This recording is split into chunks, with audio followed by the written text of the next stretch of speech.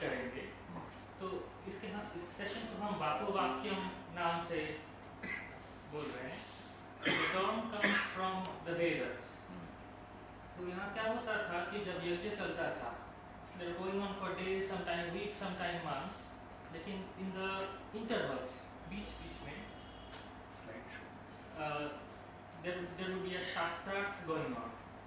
There would be the वाद परंपरा, जो ऐसे होता था। ये जो डायलॉग्स होता था, यहाँ पे ये केंद्र नहीं था कि प्रश्नकर्ता कौन है और उत्तरदाता कौन है, लेकिन the वाद was important, the dialogue and the debate का tradition. तो इसका स्ट्रक्चर ऐसा होगा कि पहला 30 मिनट्स से हम स्पीकर का एक प्रेजेंटेशन सुनेंगे और इसके 3 राउंड्स हो गए। जैसे सोम यज्ञ में, ज्ञान के यज्ञ में जैसे 3 सवन होते थे, तो 3 राउंड्स होगा डिबेट और डिस्कशन का। पहले राउंड में स्पीकर, मैं और हमारे फेलो डॉक्टर कंचन शर्मा एक प्रेजेंटेशन भी करेंगे और हम डिस्कस करेंगे कि क्या क्या थीम्स हमारे लिए इंटरेस्टिंग है हमारे प्रोजेक्ट के लिए और क्या हम जानना चाहते हैं यहाँ से।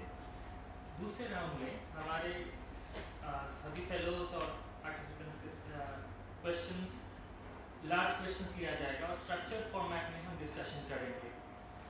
ये प्री लंच होगा। पोस्ट लंच एक अनस्ट्रक्चर्ड डिस्कशन रहेगा, ओपन फ्लोर डिस्कशन। उस क्वेश्चंस के लिए जो आएंगे during the course of the former 2 sessions.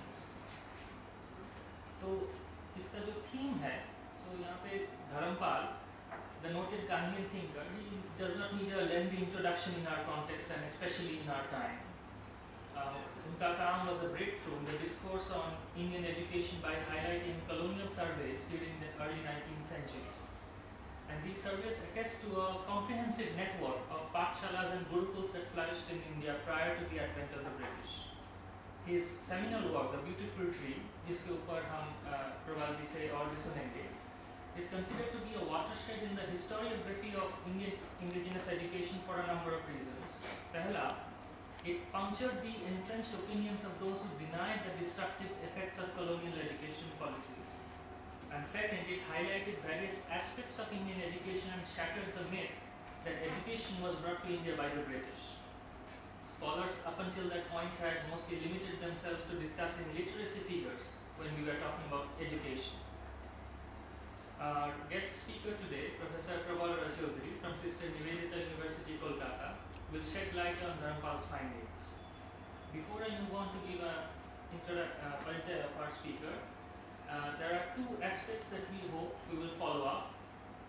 One is the course of moral and religious instruction in these indigenous schools. So, Mr. A.D. Campbell, the collector of Bellary, had compiled a long list of textbooks for this purpose, and he noted how different communities of students would be exposed to different kinds of texts, highlighting the diversity and pluralism. That is one aspect of interest for us, and another is that not all students would have the same duration of study. Some would study for a smaller time, the more advanced students would go on to Shastra colleges. I said there were not just the Brahminical paradigms of knowledge, but also non-Brahminical ones, which are not often highlighted in colonial historiography.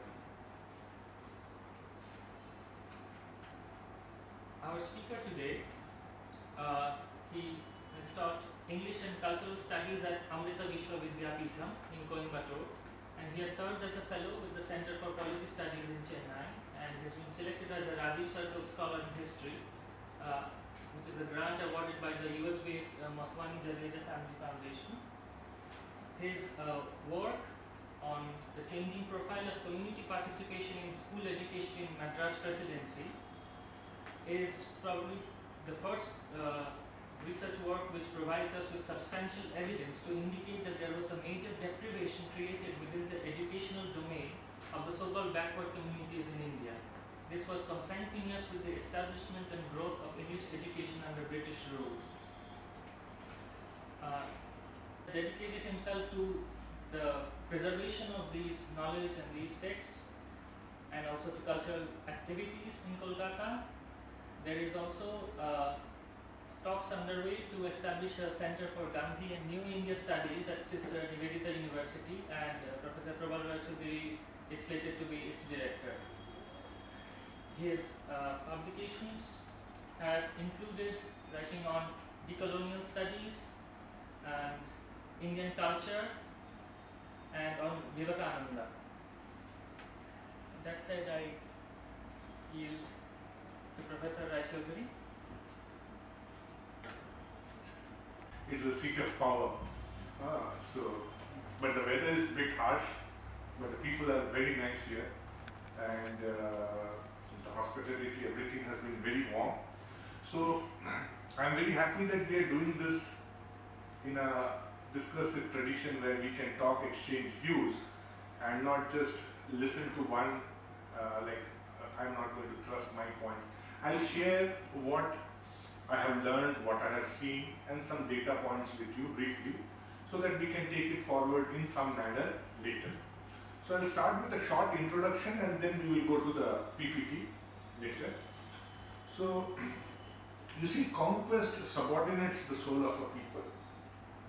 Where it does not lead to total physical annihilation of the conquered, as had happened to the indigenous peoples in the Americas and Australia, it still extinguishes all their self-respect and all sense of human dignity, living in fear of the conquerors and the coercive state apparatus designed by them, and barred from all participation in the ordering of their own public affairs. A conquered people tend to lose consciousness of the fact that they had once lived like ordinary human beings, that they had their own civilizational aims and ambitions, and they had their sciences and technologies, their arts and literature, their philosophies and ways of thought, and also the social, political, and economic institutions through which they organize their lives in accordance with their preference and seekings.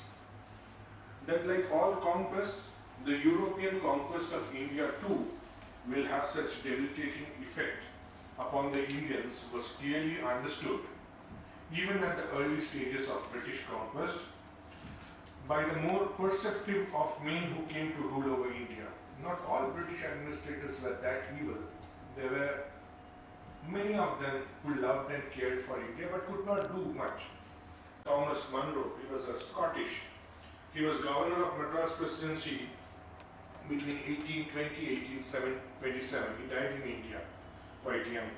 And so Madras Presidency at that time was occupying a third of the Indian land, and he actively participated in the consolidation of British power in south of India. So what he writes in 1824, I quote, "It is an old observation that he who loses his liberty loses half his virtue. This is true of nations as well as individuals. The enslaved nation loses the privileges of a nation that slave does those of a free man. The privilege of taxing itself, of making its own laws, of having any share in their administration or in the general government of the country, and not a foreigner as its ruler. It is not the arbitrary power of a national sovereign, but subjugation to a foreign one that destroys national character and extinguishes national spirit." Unquote. Very important observation coming from perhaps a second generation colonial administrator. The life and work of Dharampalji has been molded by an acute awareness of the subjugation of the Indian spirit.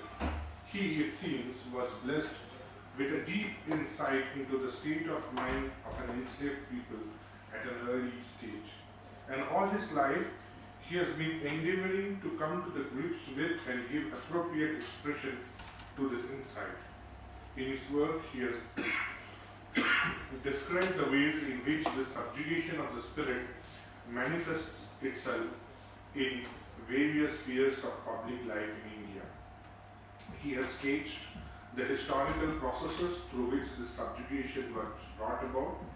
He has presented glimpses of the various facets of Indian public life before the spirit was destroyed and the mind enslaved.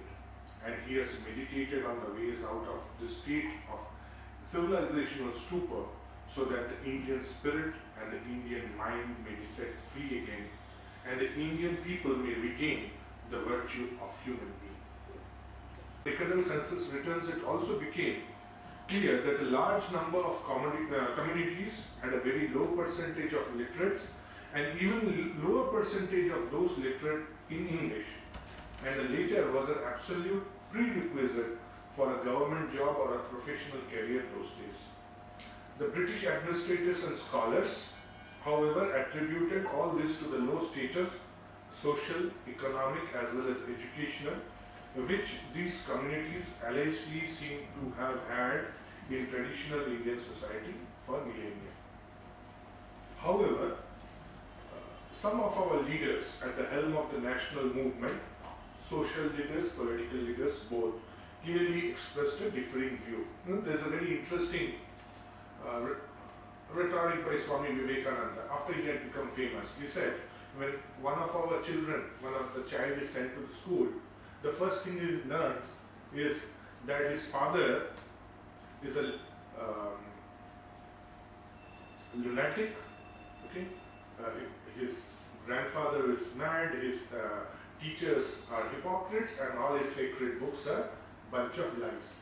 And then people like Aurobindo, Ananda Kumar Swami, Rabindranath, they were all writing that we are cut down from our civilizational roots by a mercenary education. So this was happening. But then the most formidable challenge was put forward by none other than Mahatma Gandhi. And Gandhiji, to me, it appears he has a wonderful, insightful view of the functioning of Indian society. So Gandhiji naturally was the most articulate amongst them. Another interesting thing I want to make about Gandhiji. Gandhiji is hotly debated today. We tend to misunderstand him. That is a big problem. We try to misunderstand him. But I am fascinated by him. Okay. So Gandhiji, you see, he comes to India in 1915. He is assassinated in 1948. In all these 3 and more decades, this man never thinks even for once to go abroad. All our national leaders have gone abroad, whether it is Ambedkar, Nehru, Bose, everybody has gone abroad. Gandhiji does not go. Only once he goes to London to attend to the second round table conference, which is a failure. He comes back, he is jailed. So when he goes to London, naturally the British people want to meet him and want to know his views. So he is invited by the Royal Institute of International Affairs. They organize a meeting at Chatham House on October 20, 1931, where the who's who of England and Wales are present. Who's who, big people are present. So in that meeting, Gandhiji talks about, the title of the speech is The Future of India.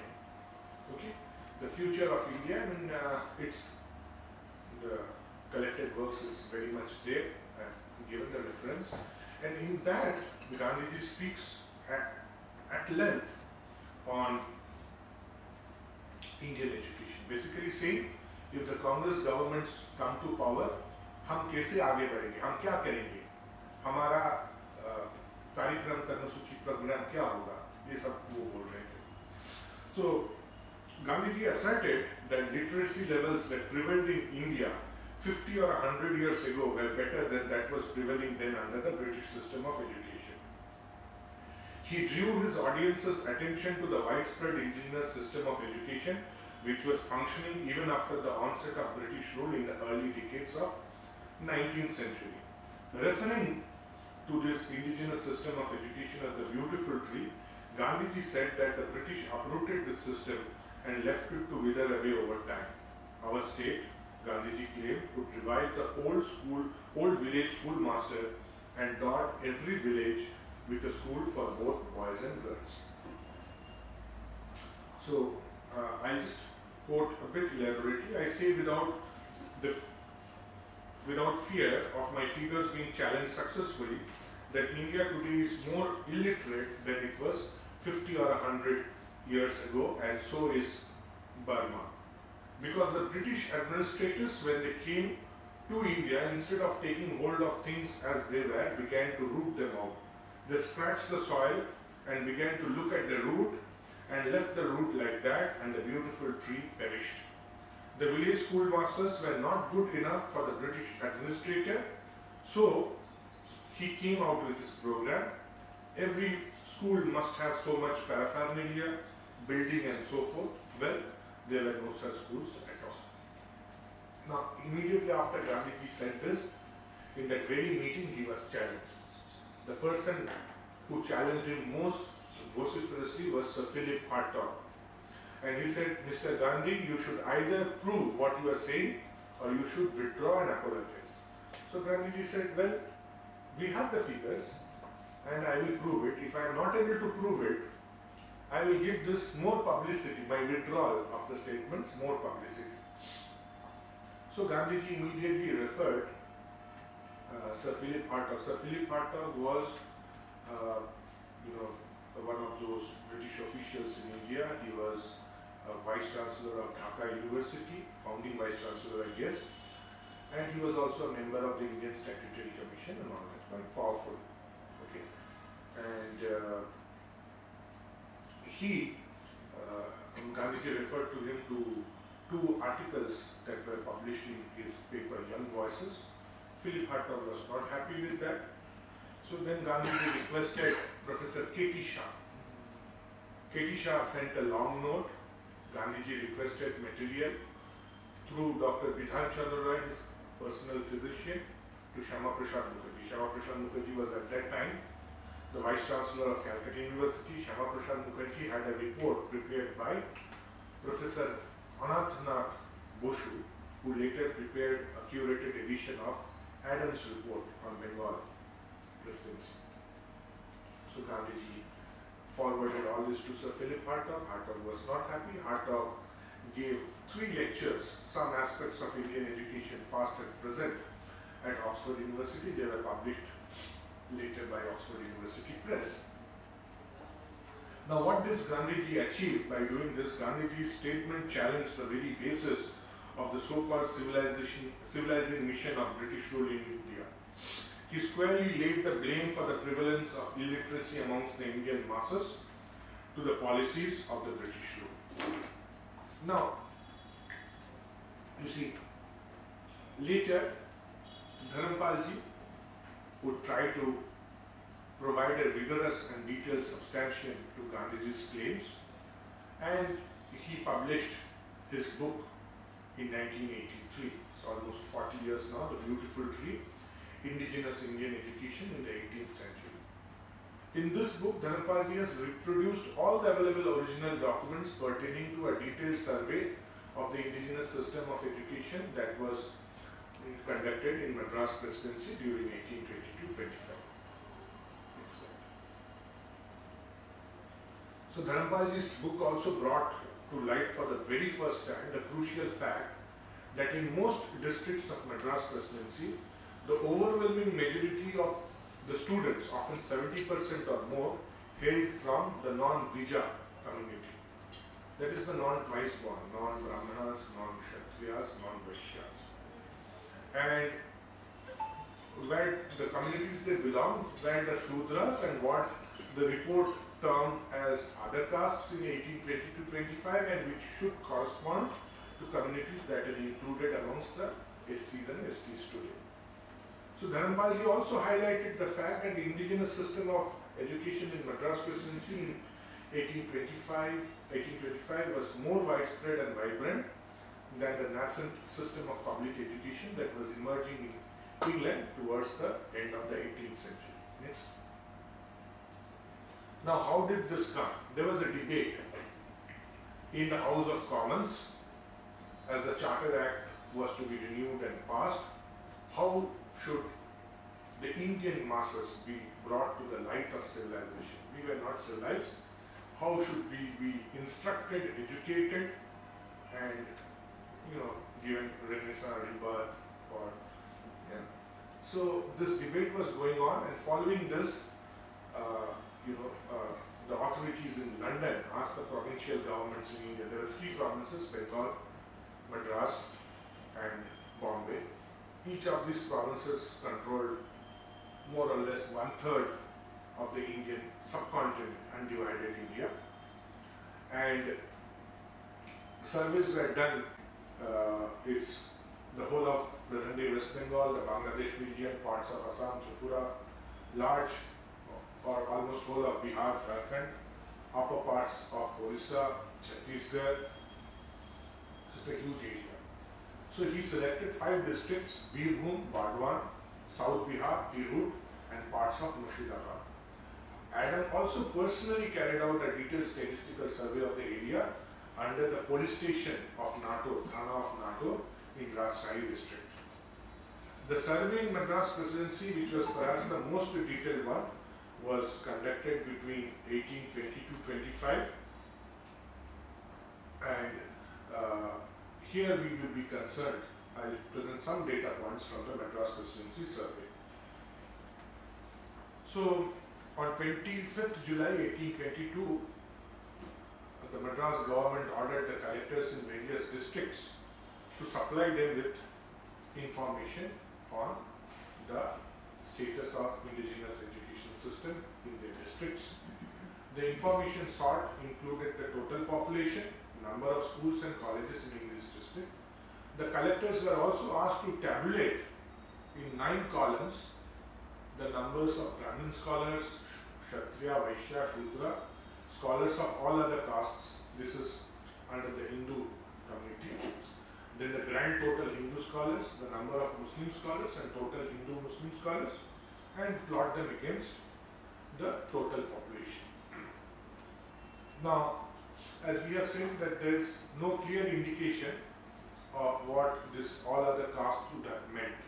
The collectors in their report have not given any info on this. So it was left to the discretion of the individual collectors to decide who would come under these categories. And as per the sources of information, they were those people who did not come under the Varna classification, and we assume that they would be most of those who are classed under the scheduled categories today. Now, these reports were collected, and in 1825 February they were summarized and presented from the Board of Revenue to the Chief Secretary at Government at Fort St. George. So we are talking of decolonization. Fort St. George is still the seat of the government of Tamil Nadu in Chennai. So some of the data of this survey were published in the minutes of Thomas Munro and then in the House of Common Papers in volume 9 of 1831-32. However, the detailed district-wise data on the community profile of students was neither published in any government report nor in any scholarly investigation till the publication of Dharapalji's Beautiful Tree in 1983. Now, when Sir Thomas Munro looks at these reports of the various collectors, he, going by the norm that you see, if it is generally assumed that the boys of school-going age, which is of the age group 5 to 10 years, they form 9% of the total population. So 1/9 of the total population. So 1/18 would be boys of school-going age, and 1/18 will be girls of school-going age. So he writes in his minutes that he assumes that those who receive education are nearer to 1/3 than 1/4, because we have no returns from the provinces of the numbers taught at home. But he completely glosses over the fact that the collector at Madras district has sent in the numbers of those taught at home, and that is 5 times the number of those taught at school. The other collectors were not able to give any report. You see, एक तो ये बात था कि उस समय हमारे जो पूर्वज थे वो लोग लड़ाई कर रहे थे. Every district at some point of time was up in rebellion against the British. So it is taking an enormously long time to do the survey. Okay, this is one thing. Second is non-cooperation. How did non-cooperation happen? I will give you an example.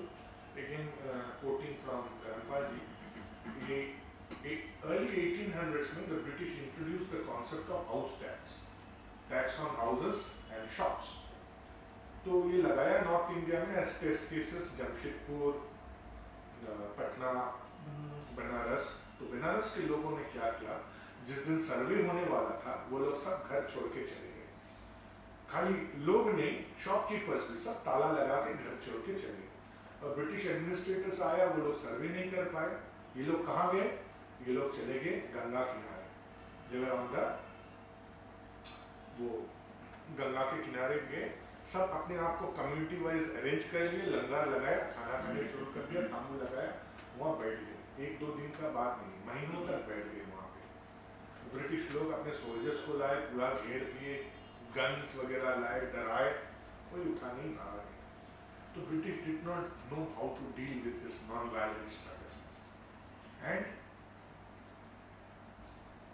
उसके बाद जो हुआ कि British गए बनारस के राजा के पास, वो लोग निगोशिएट किए, लंबे तरह से निगोशिएट चले, और जब राजा आके अपने प्रजाजनों से बोला, वो लोग मान गए, फिर वापस आ गए। तो ऐसा था, मतलब आवर सिस्टम्स में स्टिल फंक्शन। जैसे maybe it will be out of place, but I am very tempted to say, Mahabharat में सबसे बड़ा अंश ये है शांति और अनुशासन पर, ये 2 बुक्स, 2 खंड महाभारत के। और यहाँ पे भीष्म, पितामह भीष्म सरिसैया में है, वो महाराज युधिष्ठिर जो हस्तिनापुर के नए राजा हुए हैं, उनको राजधर्म के ऊपर बताते हैं। और राजधर्म के ऊपर जब बताते हैं तो एक जगह पे बोलते हैं, जो राजा अनाचारी होगा उसको प्रजाजन घेर लेगा और पगले कुत्ते की तरह उसको मार के भगाएगा, वहां से नहीं रखेगा समाज में, ऐसा वो कहते हैं। और ये भी कहते हैं वाल्मीकि रामायण में, जो राजा 1/6 से ज्यादा टैक्स वसूल करता है वो राजा दुष्ट है, बदमाश है। So previously the concept in India was you give money on your produce of the land. There was no concept of house tax at all. The society was still virile. We just quickly go to the data points. I think we are. So this is, see, I have grouped the districts of Madras Presidency in linguistic region, and I will tell you which district is coming under which linguistic region. Oriya speaking is Ganjam district. Telugu speaking, Malayalam speaking is Malabar district. Visakhapatnam, Rajmundry, Machilipatnam, Guntur, Nellore and Kadapa, these are the Telugu speaking region. Bellary and Srirangapatnam, Kannada speaking. North Arcot, South Arcot, Chengalpattu, Tanjavur, Tiruchirappalli, Madurai, Tirunelveli, Coimbatore, Salem and Madras. These are the Tamil speaking region of the presidency. Now this is the statistics. You have about 11,500 schools, and you have about 1.5 lakh students studying on those schools. If you consider, you have the total population at 1.28, and if you consider the boys of age group, then it's 1/18th of the population. It comes to about 7,14,000. Then you see that about 21.5% of boys are under instruction in these schools. These schools are not state funded, they are locally organized. इसमें कोई fund, कोई support, कुछ भी नहीं है. And we are also talking of a Madras Presidency region which is reeling under European invasion for more than 50 years now, in 1822. So we go to the next table. In the next table, I have plotted the students according to their communities. Now, there were almost no Kshatriyas in Madras Presidency. I think there were about 33 boys who were tabulated. So I have left them out. So you have the Brahmins, Vaishyas, Shudras, other caste, Hindus and Muslims. So if you look at the presidency total, then 93% of the students came from Hindu background and 7% from Muslim background. The Muslim population of the presidency at that time was about 5%. There were no Christians, no native Christians. 93% Hindus. Of the 93% Hindus, students in the 11,500 schools, 20% belong to the Brahmins, about 9% to the Vaishyas, 50% Shudras and 15% other castes. So 65% of the students in this 11,500 schools came from non-Dvija background.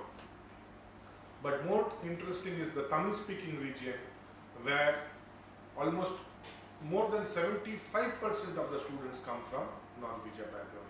If we go to the district-wise data, it is more revealing. So next slide. So now we'll come to the Madras district.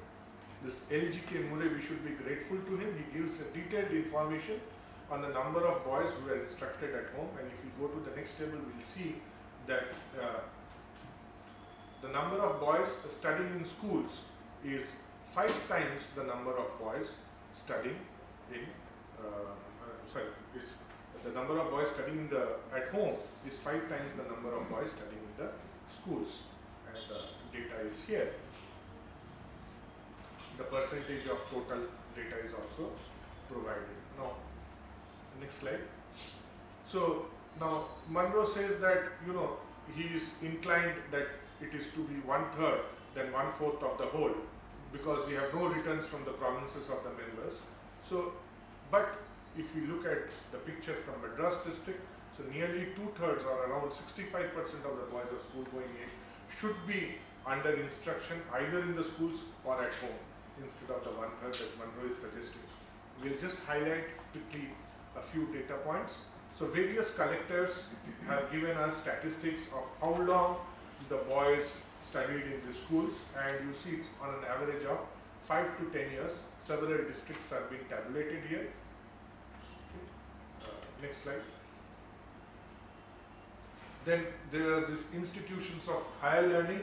There are 1,994 colleges, if you could call them colleges, where 5,431 students are studying. I just tell you that this is a pan-Indian picture. You see, when at the end of the 18th century, one of the leading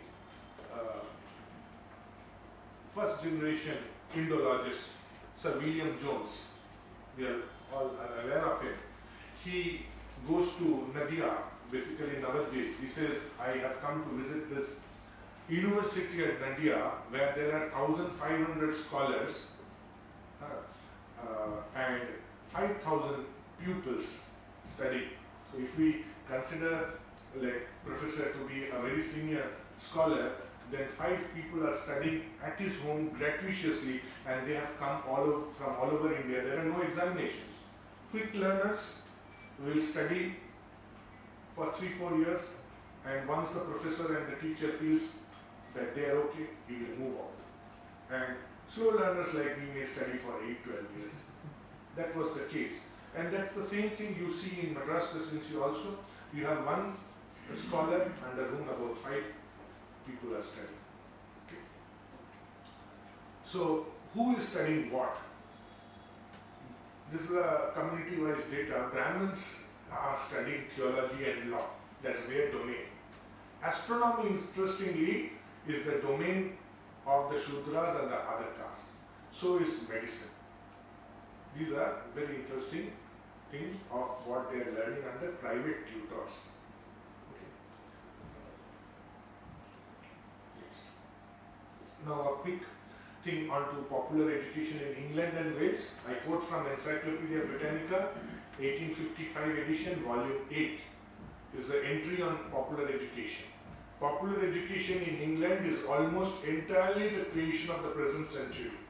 Before 1801, the total number of public and private schools was only 3,300. In 1851, there were about 45,000. So in 50 years, England makes tremendous progress, no doubt.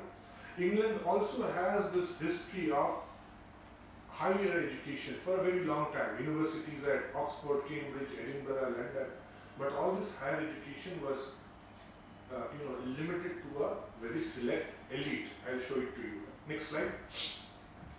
So this is popular education in England and Wales, tabulated from 1792 to 1851, and this data is collected both from Dharampalji and also from Prince Albert.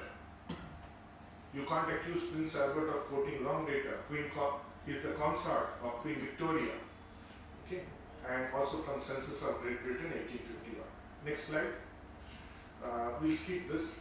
1 minute.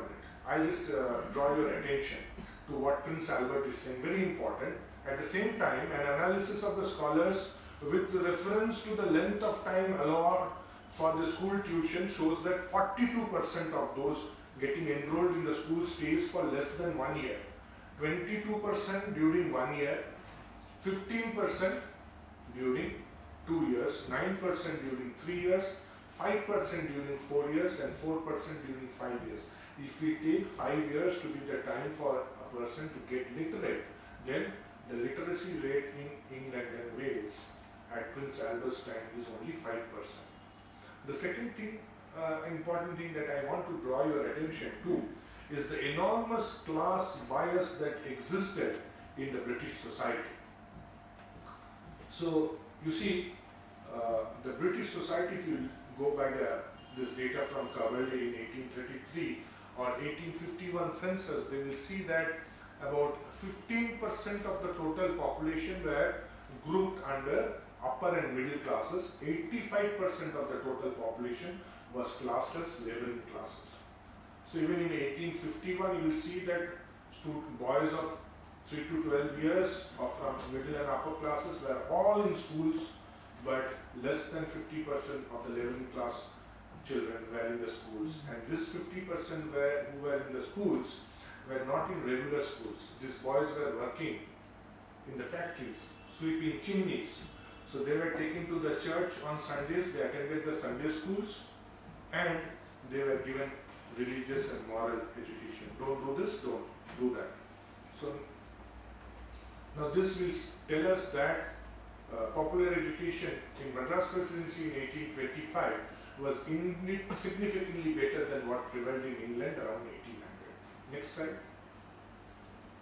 So indigenous education in Madras Presidency survived for 50 years, 50-60 years after this 1822-25 survey. You see there is this 12,500 schools in 1855 with 1,61,000 students, the indigenous unaided schools. It's only in 1881 when a huge chunk of the indigenous schools are brought under the departmental system, under the grants in aid scheme, that the number of students studying in the government institutions go up. And this has been quoted by the Madras Provincial Committee report to the Education Commission of India, 1882. Next slide. We will skip this. Yeah, and these are my addition to Dhanapalji's data to show you how the scenario changed in post 1822-25.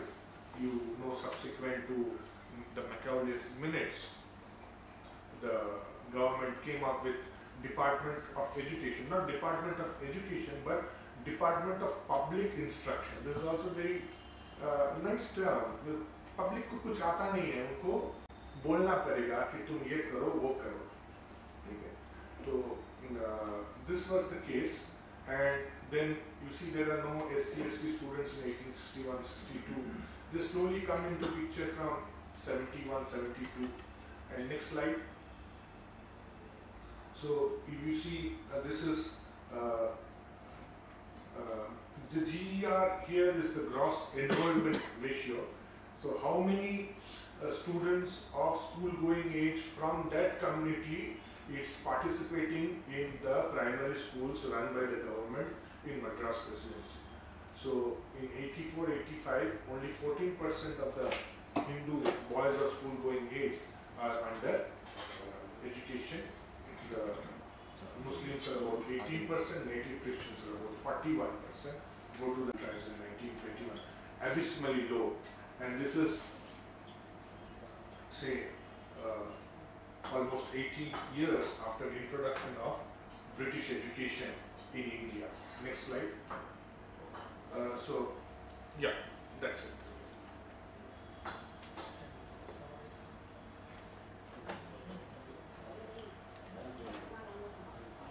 basically what I would, in summary, I would like to tell you, you see, that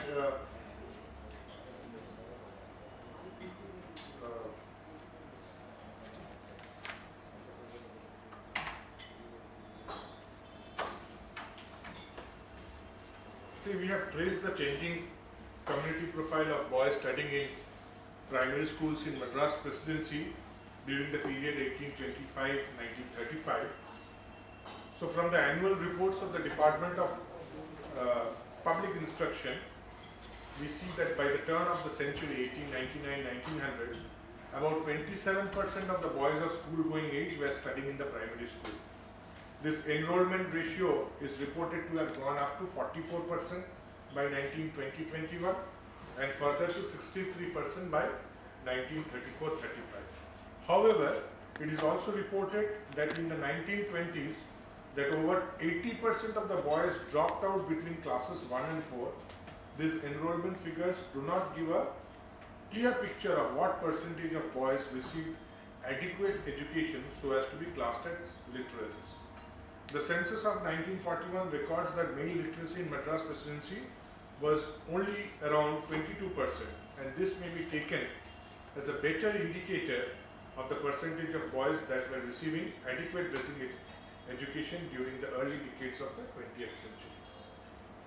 Comparing this with the much larger percentage of boys who were receiving, reported to be receiving basic education in Madras Presidency in 1820-25 under the indigenous system, we see that the claim made by Mahatma Gandhi in his lecture in London in 1931 that India was more illiterate than it was 150 years ago seems entirely justified. Now the data on community profile of boys studying in primary schools shows that by 1934-35 all boys of school-going age among the Christians and the Mohammedans were studying in primary schools. The same was true of Brahmanas among Hindus, but only 57% of the Vaishyas and Shudra boys of school-going age and 53% of the scheduled caste boys of school-going age were enrolled in primary schools. Further, given the high dropout rates, the actual percentage of boys of these communities who were receiving adequate basic education would have been much smaller. We can get a more adequate picture of the level of access to basic education among different communities from the census data on the levels of male literacy achieved by different communities, and according to the census of 1921, about 24% of the Christian males and 17% of the Hindu males were literate. The level of literacy was much higher among Hindu Brahmana males at 59%, but however several jatis, many of them whom are classed under backward classes, recorded levels of literacy much lower than the average male literacy of 15%. The scheduled caste reported male literacy less than 5%, and the scheduled tribes as a whole reported an abysmally low level of male literacy of around 0.4%. So nearly after 100 years of British education system around 1935, there were large sections of the population in the Presidency of Madras who reported low levels of enrollment in primary schools and even abysmally lower levels of male literacy, which is a better indicator of the level of access enjoyed by them for adequate basic primary education. This situation persisted till the end of British rule and continues to be one of the major issues that is being attended to by independent India. Thank you.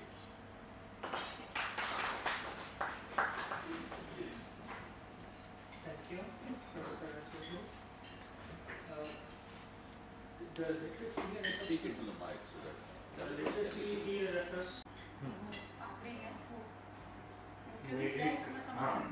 एक था कि मतलब जब indigenous education था वहाँ पे महिला छात्रों का संख्या थोड़ा कम था, और जब ब्रिटिश एजुकेशन सिस्टम आया वहाँ पे भी महिलाओं का नेग्लिजिबल प्रेजेंस था, इसलिए मैंने उसको इसमें प्लॉट नहीं किया, खाली बालों को तक उनको उसको कंपैरिजन को। क्योंकि अभी हमारे साथी थे, उन्होंने ये कि महिलाओं का जिक्र नहीं, तो मैंने बोला कि इस साल की स्लाइड्स काफ़ी थी। No, because the number was little small, quite small, and in the in the British system also the women had negligible presence. So it's very difficult to plot, compare and contrast. That's why we have limited it to the boys. That does not mean that the girls were not educated. My grandmother, who was born in 1917, she was married at the age of 15, 1932, and she used to tell me that, look, I used to speak better English than your grandfather. अच्छा, तो इस बात को हमें यहाँ ये भी समझना होगा कि समाज के समर्थन से जो चल रहा है, अगर ब्रिटिश जो बाद में बोल रहे हैं कि हम यहाँ पर शिक्षा चलाने के लिए इतना रुपया आपको इतना देंगे, तो वहाँ के अधिकारी इसी डेटा को इस्तेमाल करते हुए बता रहे हैं कि वहाँ का समाज तो अपने हर स्कूल में हर महीने का 1 रुपया खर्च कर ही रहा है। तो अकेले बंगाल में 1 लाख स्कूल है, तो इतना वो खर्च कर रहा है, तो ये बहुत बड़ी रकम नहीं है वहाँ के लिए। ये बाद में उनके सर्टिफिकेट में भी बात होती है। दूसरा कि जो दूसरी रिपोर्ट थी एडम की, वो जैसे कि बताया कि नागौर जिले की थी, उसमें हिंदू और मुसलमानों की आबादी 1,30,000 के आसपास है और हिंदुओं की आबादी 66,000 के आसपास है। और इसमें वो बताते हैं कि 2 तरीके के स्कूल थे, नियमित स्कूल थे जो आधुनिक स्कूल के समान ही थे, और घरेलू स्कूल थे जिनको बता रहे हैं कि परिवार का कोई सदस्य घर में किसी टीचर को हायर करके वो पढ़ाते थे। उसमें भी ये नियमित स्कूलों की तरफ जा रहे हैं और उनकी संख्या जो बताते हैं तो वो भी बहुत विशाल है। के आंकड़े कि वो प्रस्तुत कर रहे हैं कि 27 प्राथमिक विद्यालय हैं और जिनमें 262 जो बच्चे हों केवल उसी स्कूल के उसी जिले के वो पढ़ रहे हैं, और घरों में पढ़ने वाले जो छात्र हैं वो बिल्कुल इससे काफ़ी ज़्यादा हैं। वो 2,360 छात्र बता रहे हैं जो कि घरों में पढ़ते हैं, स्कूलों में पढ़ने वाले छात्र कम हैं और घरों में ज़्यादा है। इसी के साथ ही ये भी स्पेसिफिक है कि कुरान की पढ़ाई के लिए अलग ही स्कूल है। वो 11 हैं जो नागौर जिले में हैं, वो अरबिक स्कूल्स हैं, और वो सिर्फ इसी उद्देश्य की पूर्ति के लिए हैं कि वो कुरान की पढ़ाई कराते हैं। यानी कि नियमित स्कूलों की संख्या से अलग ये स्कूल है, तो उसमें प्लस करते रहना है हमें। बंगाली स्कूल अलग हैं और फारसी के स्कूल अलग हैं, और हर स्कूल में बोल रहे हैं कि एवरेज जो बच्चा है वो 10 बच्चा जो है वो शिक्षा ग्रहण कर रहा है, जो उन्होंने एक एवरेज निकाला कितने स्कूल है तकरीबन इतना ज़्यादा है। स्त्री शिक्षा के बारे में की तरह ही वहाँ संख्या कम है, लगभग ना के बराबर की बात कर रहे हैं। अच्छा, संस्कृत के जो कॉलेज हैं वो 38 हैं सिर्फ नागौर जिले की वो बता रहे हैं, और जिनमें तकरीबन 400 के करीब छात्र जो है वो शिक्षा ग्रहण कर रहे हैं। और ये जितने भी कॉलेजेस हैं यहाँ पर रहना, खाना, भोजन, शिक्षा पूरी तरीके से मुफ्त है, कोई उनसे चार्ज नहीं लिया जाता है। और ऐसा नहीं है कि मुसलमानों द्वारा वो कॉलेजेस ना चलाए जा रहे हों जो संस्कृत के हैं, उनमें मुसलमान अध्यापक हैं, और जो अरेबिक स्कूल के हैं वहाँ पर हिंदू अध्यापक भी हैं, इसकी संख्या भी बताई जा रही है। इनकी जो तीसरी रिपोर्ट थी वो बंगाल और बिहार के जो 5 जिले हैं, बिहार और बंगाल के, उसके ऊपर है, जिसमें वो बता रहे हैं कि कितनी संख्या में छात्र हैं, कितने स्कूल्स हैं। क्योंकि डेटा काफ़ी ज़्यादा हो जाएगा, मेरे पास 15 मिनट है, तो मैं नंबर्स पर नहीं जाऊँगी, बहुत शॉर्ट में मैं वो चीज़ें बताऊँगी। तो जैसे मैं एक ज़िले को, क्योंकि हर ज़िले में फिर संख्या है, तो मैं अगर एक ज़िले का उदाहरण यहाँ पर उनकी बताते हैं एडम की, सिर्फ वर्धमान ज़िले के 13 थानों, वर्धमान में 13 ज़िले हैं, जैसे अलग अलग ज़िलों में बहुत सारे थाने हैं, तो उन थानों में बता रहे हैं कि 629 जो है वो बांग्ला के स्कूल हैं, जिनमें जो शिक्षकों की संख्या है, टीचर्स जो हैं वो 639 हैं। और तकरीबन जो अब छात्रों का ये जो पूरा बता रहे हैं कि जातिगत जो है, तो इसमें वो बता रहे हैं कि 370 के करीब जो है वो कायस्थ हैं, 107 के आसपास ब्राह्मण हैं, 50 सतलोक हैं, 30 अंगूरी हैं, 13 13 वैष्णव हैं, 9 भट्ट हैं, 5 केवाड़ हैं, 4 चांडाल जाति के शिक्षक हैं, 3 कुंवर जाति के हैं, 2 ग्वाले हैं, 2 बावली हैं, ऐसी बराई, मौर्य, धोबा, कमर, राजपूत, कालू, देव्य, ये सब जो कि नॉन वेज जाति के जो हैं वो शिक्षक भी इन स्कूलों में हैं और शिक्षा देने का काम कर रहे हैं। शिक्षकों के साथ ही छात्रों का भी इन्होंने इसी तरीके से जातिगत पूरा वर्णन, हर जिले में जितने भी थाने हैं उनमें कितने छात्र हैं, कितने शिक्षक हैं और कितनी कौन किस जाति का है, ये उन्होंने पूरा वर्णन दिया है। तो ये तो एक है नंबर्स ऑफ स्टूडेंट्स और नंबर टीचर्स की का मसला। इन बातों के साथ ही जो सर ने भी काफ़ी अच्छे तरीके से निकाला है कि जाति के साथ किसी भी शिक्षा विशेष का संबंध जो है उन्होंने नहीं दिखा है, शिक्षकों का एक जाति विशेष के साथ संबंध नहीं दिखता है। इसी के साथ मेरा जो मेरी आज के में जो मेरा ज़्यादा फोकस है कि असल में पढ़ाया क्या जा रहा था उस पर भी चर्चा कर ली जाए। तो अगर हम विषयों पर जाते हैं तो काफ़ी सारे विषय थे जो इधर स्कूलों और कॉलेजेस में शामिल थे। तो एक ये जो एक गलत धारणा जो बनाई जाती है कि धार्मिक शिक्षा ही दी जाती थी या धर्म तर्क के आधार के पर आधारित पुस्तकें ही पढ़ाई जा रही थी या सिर्फ संस्कृत ही थी, उसके अलावा कुछ और पुस्तकें नहीं थी, तो उसको भी समझना होगा। सिर्फ वर्तमान जिले का भी मैं आपको एक छोटा सा एक इंटरेस्टिंग सा एक उठाया वो बताना चाहूँगी, क्योंकि वर्तमान को मैं उदाहरण के तौर पे ले रही हूँ, मुर्शिदाबाद और दक्षिण बिहार सबको मैं शामिल नहीं कर रही हूँ।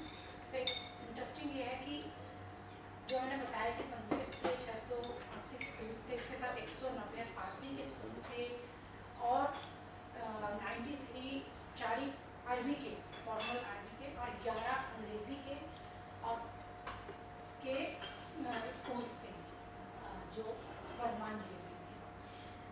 अब अगर मैं करिकुलम और टेक्स्ट बुक्स पर आती हूँ तो यहाँ पर व्याकरण था, कविता, नाटक, धार्मिक इतिहास, कोश कला, अंकशास्त्र, अलंकार शास्त्र, चिकित्सा विज्ञान, तर्क, छंद शास्त्र, दर्शन शास्त्र, गद्य साहित्य, धर्म, ये सभी विषय जो हैं वो शामिल थे।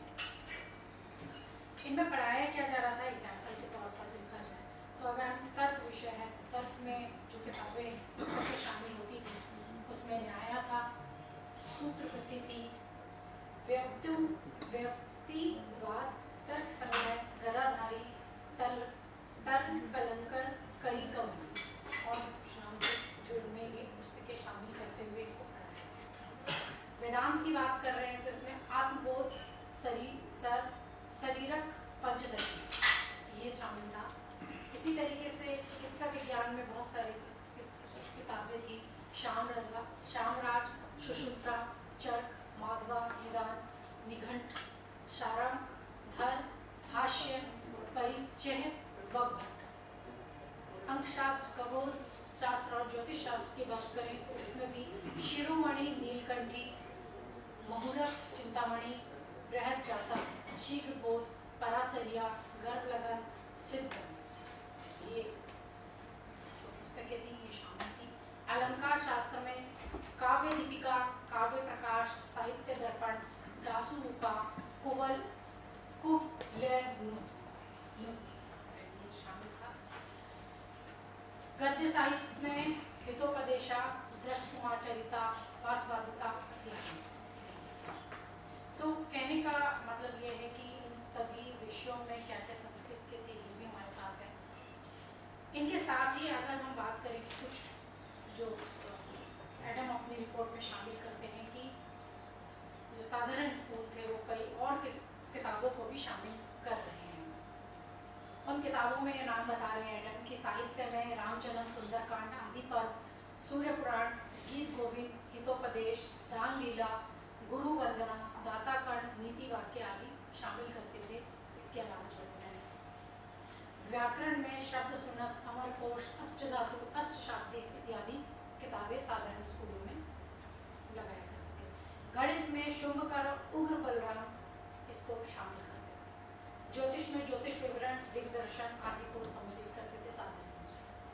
परणी, अष्टाध्यायी, पंतजलि का महाभाष्य, सिद्धांत कौमुदी, सिद्धांत मंजूषा, सरस्वती प्रक्रिया इत्यादि को, व्याकरण ग्रंथ, शकुंतला, रघुवंश, वैशद, नैषद, कुमार संभव, मात, दंडी, भारवी इत्यादि की साहित्य की रचनाएं जो हैं वो इन विद्यालयों में, पाठशालाओं में पढ़ाई जाती है।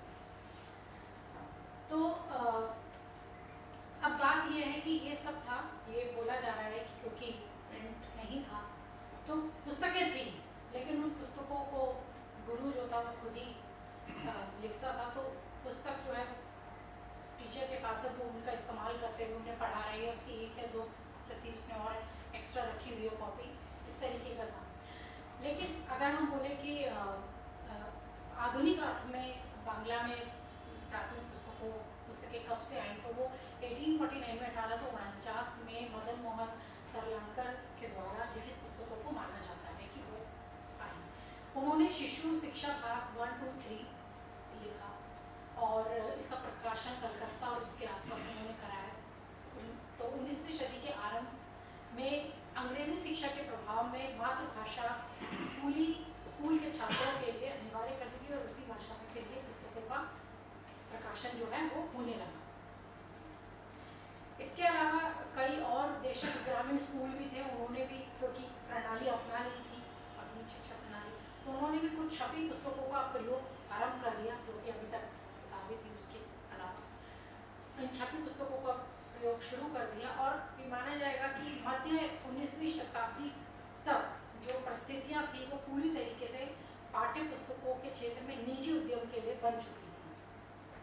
और इसमें ईश्वरचंद विद्यासागर बहुत इंटरेस्टिंग है, वो बड़े व्यापारी के तौर पर निकल कर है और उनकी और ये मदन मोहन तरलांकर की दोस्ती थी, इसी वजह से इनकी डेथ हो गई बहुत अर्ली एज में।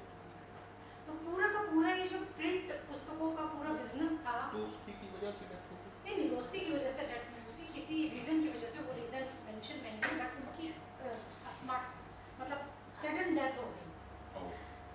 तो लेकिन ये फिर पूरा जो प्रिंट बुक्स का ये जो पूरा बिजनेस चल रहा था और पूरी परिस्थितियाँ उसके अकॉर्डिंग हो चुकी थी, उसमें फिर इन्होंने ईश्वरचंद विद्यासागर जी ने खूब काम किया और एक सक्सेसफुल बिजनेसमैन वो बनकर आए हैं। अगर हम बात करते हैं कि जैसे ये सब किताबें तो मैंने आपको बता ही दी कि ये थी, इनके अलावा भी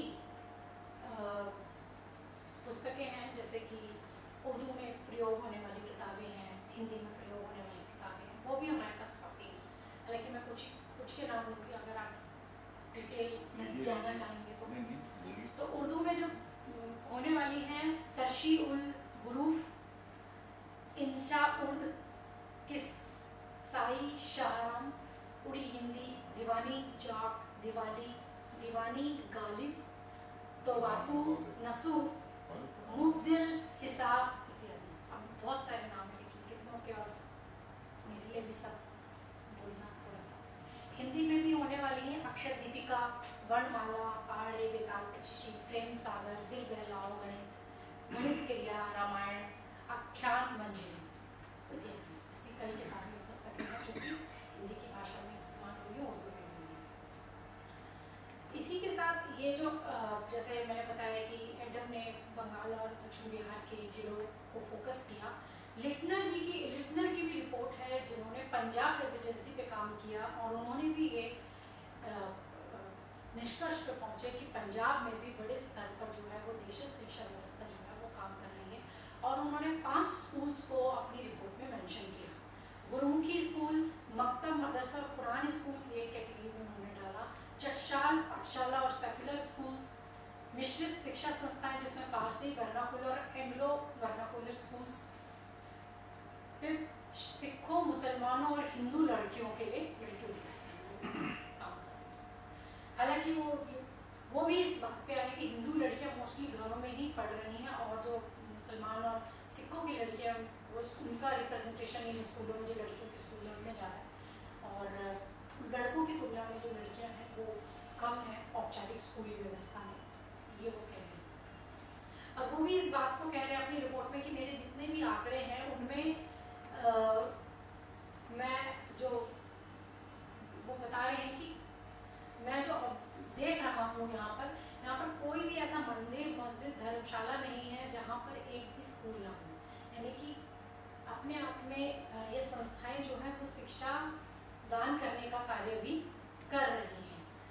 और वो बोल रहे हैं कि हर गांव में जो स्कूल मतलब एक पाठशाला चटशाला या फिर ये है, और वहाँ का जो शिक्षक है उसको अपने उत्पादन का दान देने में हर जो ग्रामीण है वो बहुत गर्व महसूस करता है कि वो इस कार्य के लिए इन्वेस्ट कर रहा है।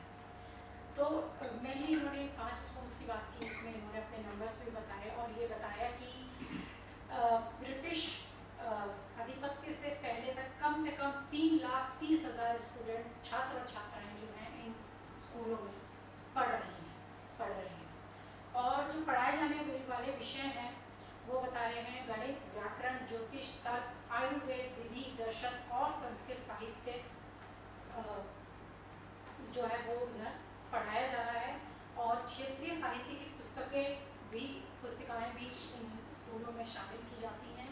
कथा, कहानियाँ, नाटक, नीति कथा आदि भी इस स्थानीय स्कूलों में शामिल है।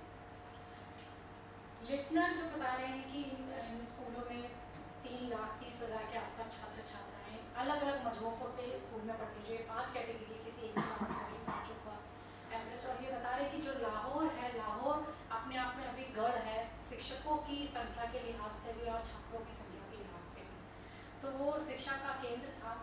और 1860 के आसपास ये जो अपनी रिपोर्ट दे रहे हैं बोल रहे हैं लगातार और आंकड़े भी आ रहे हैं, उसमें ये लाहौर ज़िले की ही जो बात कर रहे हैं वो बोल रहे हैं कि मात्र लाहौर ज़िले में 576 स्कूल्स हैं जिनमें 4,225 छात्र जो है वो पढ़ रहे हैं। तो इस लिहाज से ये बड़ी संख्या है और जिलों की तुलना में, इसलिए वो उसको इसका केंद्र मान रहे हैं। और इन जैसे कि मतलब कई चीज़ें हैं जो और निकल के आते हैं इंटरेस्टिंग, कि महाराजा रणजीत सिंह के टाइम पर अमृतसर में बहुत सारे प्रसिद्ध स्कूल हुआ करते थे जो बाद में भी काफ़ी टाइम तक चले, जैसे भाई जोना सिंह का स्कूल जो बहुत ही प्रसिद्ध था उस समय में। यहाँ पर दसम ग्रंथ, आदि ग्रंथ और कुछ अन्य धार्मिक पुस्तकों के साथ साथ व्याकरण, अंकगणित और पुराण भी पढ़ाए जाते थे। तो ये भी समझना है कि बहुत ही सेकुलर किस्म का भी मामला था। और बच्चों से किसी भी प्रकार का कोई शुल्क नहीं लिया जाता था या और उन्हें मुफ्त भोजन भी दिया जाता था। इसके अलावा भाई लखन सिंह का स्कूल भी खासा प्रसिद्ध था और भाई राम सिंह का स्कूल भी चर्चाओं में था, जहाँ दुर्गम स्थानों से रहने वाले बच्चों को ही उच्च शिक्षा हेतु यहाँ पर आते थे। यहाँ अलंकार, शास्त्रों, साहित्य, व्याकरण, कवियाँ, पिंगल, नीति, इतिहास, खगोल शास्त्र और अंकगणित का ज्ञान प्रदान किया जाता था। लिटनर ज्यामिति, अंकगणित, तर्कशास्त्र, अलंकार शास्त्र, व्याकरण ये शामिल हुआ करता था। और ये पूरा कोर्स जो था वो तकरीबन 7 वर्ष का था, इसको खत्म करने में इतना समय लगता था।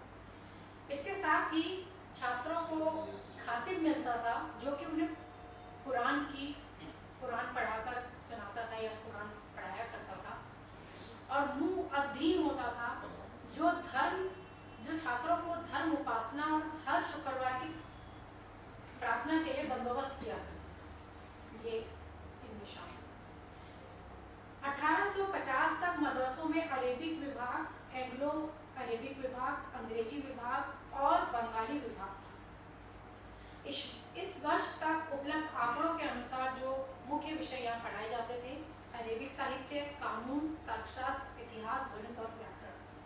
उपलब्ध पाठ्य पुस्तकें भी कुछ थी जिनके नाम मैं यहाँ बताना चाहूँगी। मुतनाबी, नफनतुल यमन, हरीरी, वकाया, हिदाया, तारीख ए तिमूरी, ये कुछ किताबें थी। अगर मेरे बोलने में कुछ गलती रही हो तो तारीख ए तिमूरी। 1871 में भी मदरसों का पाठ्यक्रम जो है वो व्याकरण शास्त्र, तर्क शास्त्र, अलंकार शास्त्र, कानून के सिद्धांत, साहित्य, इतिहास, उत्तराधिकार के कानून, ये सब इन उनके करिकुलम में मदरसों में शामिल था।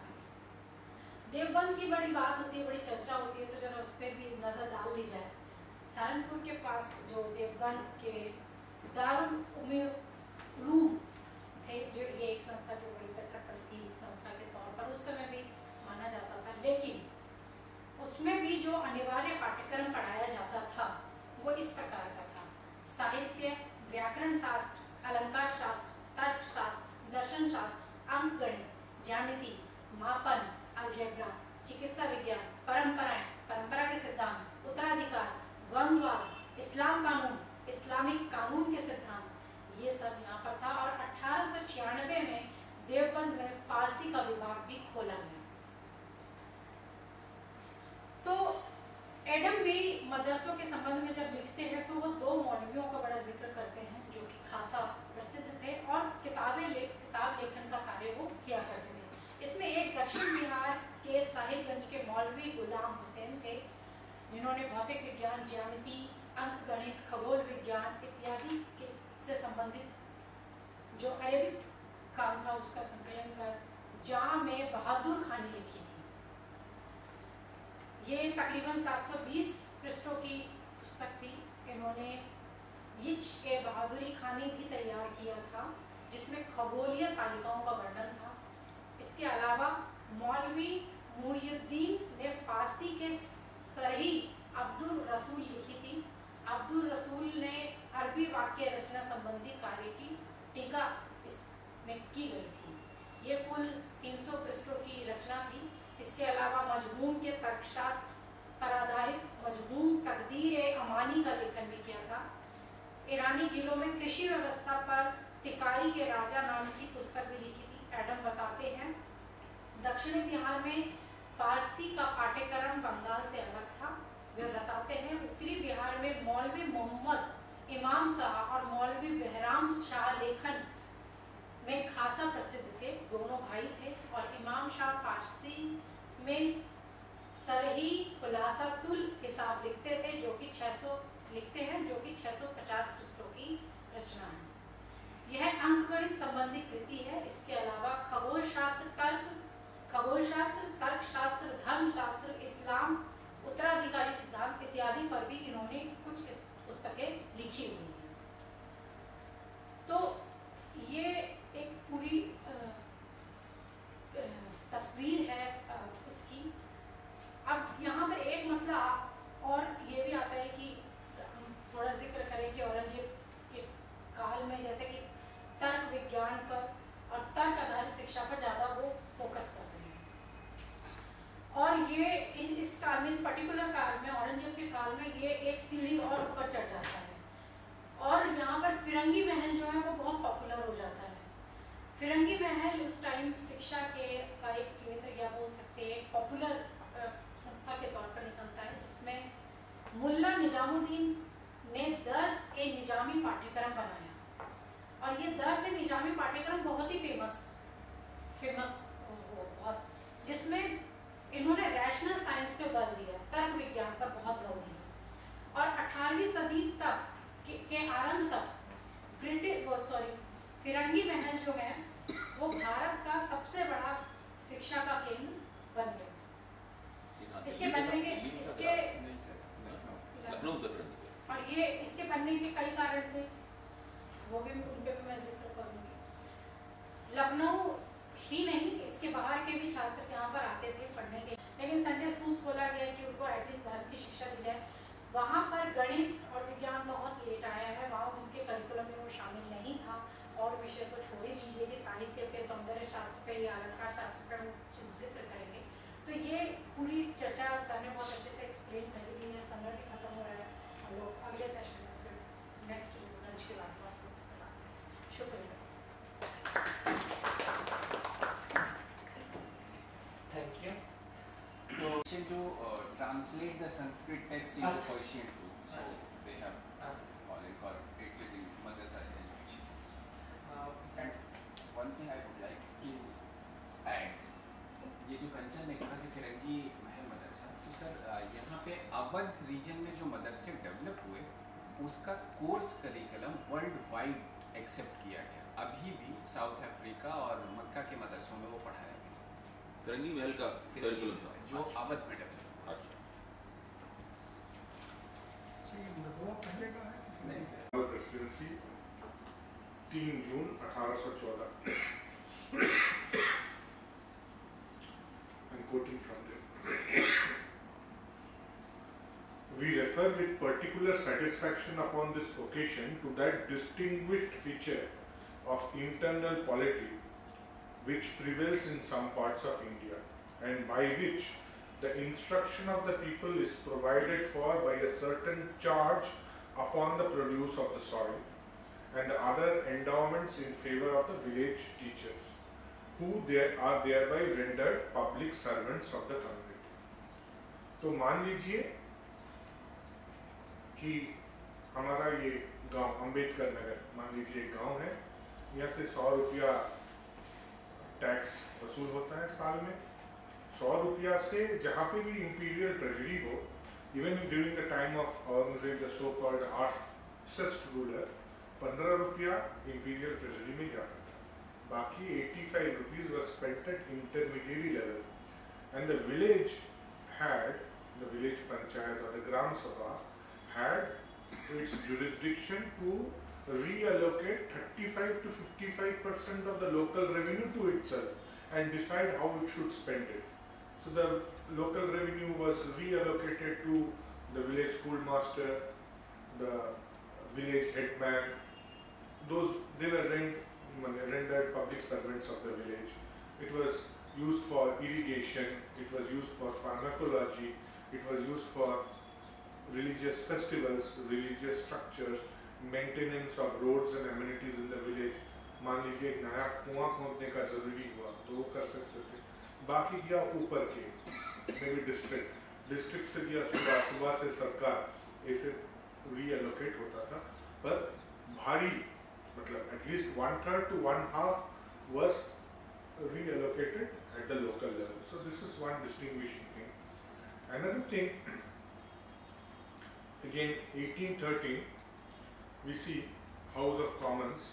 This is evidence of Thomas Munro, Governor of Madras. He was yet to become the Governor of Madras. This is 1814. So he says, if a good system of agriculture, unrivaled manufacturing skill, a capacity to produce whatever can contribute to convenience or luxury, schools established in every village for teaching, reading, writing and arithmetic, for teaching, reading, writing and arithmetic. Basically instruction in the 3 R's. The general practice of hospitality and charity among each other, and above all, a treatment of the female sex full of confidence, respect and delicacy are among the signs which denote a civilized people. Then the Indians are not inferior to the nations of Europe, and if civilization is to become an article of trade between the two countries, I am convinced that this country, that is England, will gain by the import cargo. By the import cargo. Okay? Then Bengal से सुना, मद्रास से सुना, अब बॉम्बे से भी सुन लेते हैं. G.L. Pendergast, he was a member of the Governors Council in Bombay Presidency. What he says in a minute, dated 27 June 1821. I need hardly mention what every member of the board knows as well as I do, that there is hardly a village, great or small, throughout our territories in which there is not at least one school, and in larger villages more, many in every town and in large cities in every division, where young natives are taught reading, writing and arithmetic upon a system so economical, from a handful or two of grain to perhaps a rupee per month to the schoolmaster, according to the ability of the parents, and at the same time so simple and effectual that there is hardly a cultivator or petty dealer who is not competent to keep his own accounts with a degree of accuracy, in my opinion, beyond what we meet with amongst the lower orders in our own country. इससे ज़्यादा और कुछ क्या चाहिए? गांधी जी ये मांग रहे थे कि you know a skill, you know carpentry, you know agriculture, you know some pharmacology. With that you know reading, writing and basic arithmetic. I have learned some fantastic arithmetic in my schools. I struggled with it, but they are of no use to me now. Wait, if that time नई तालीम हुई नई तालीम नई तालीम और नई तालीम पे Dr. Zakir Hussain was the chairman of the committee. तो नई तालीम को तो माना नहीं किसी ने उनके बेस पे गांधी जी को ही कोई नहीं माना Sahishnu, you carry on with your.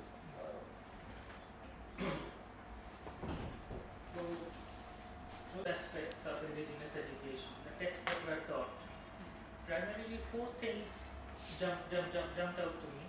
One was the diversity and plurality of courses. It's not that we are teaching everyone to become pundits. We take their interest. We are vidyarthi in the literal sense. Those who want vidyarthi. Itna le sakte hain. Some are doing it in shorter periods of time, some are taking longer periods of time. Some are studying for a shorter period. जैसे William Adam from the Bengal presidency said, कोई आता है to write reading, to just the alphabet, they can stay up to 10 days. कोई 2.5 years to 4 years, but they read and write, and they memorize the multiplication tables, the katha table, the land measurements, and the say table for dry measures. Skills that they need in their life. Not everybody, I mean, we were taught calculus, but then again, where have you used it after class 12? I have not.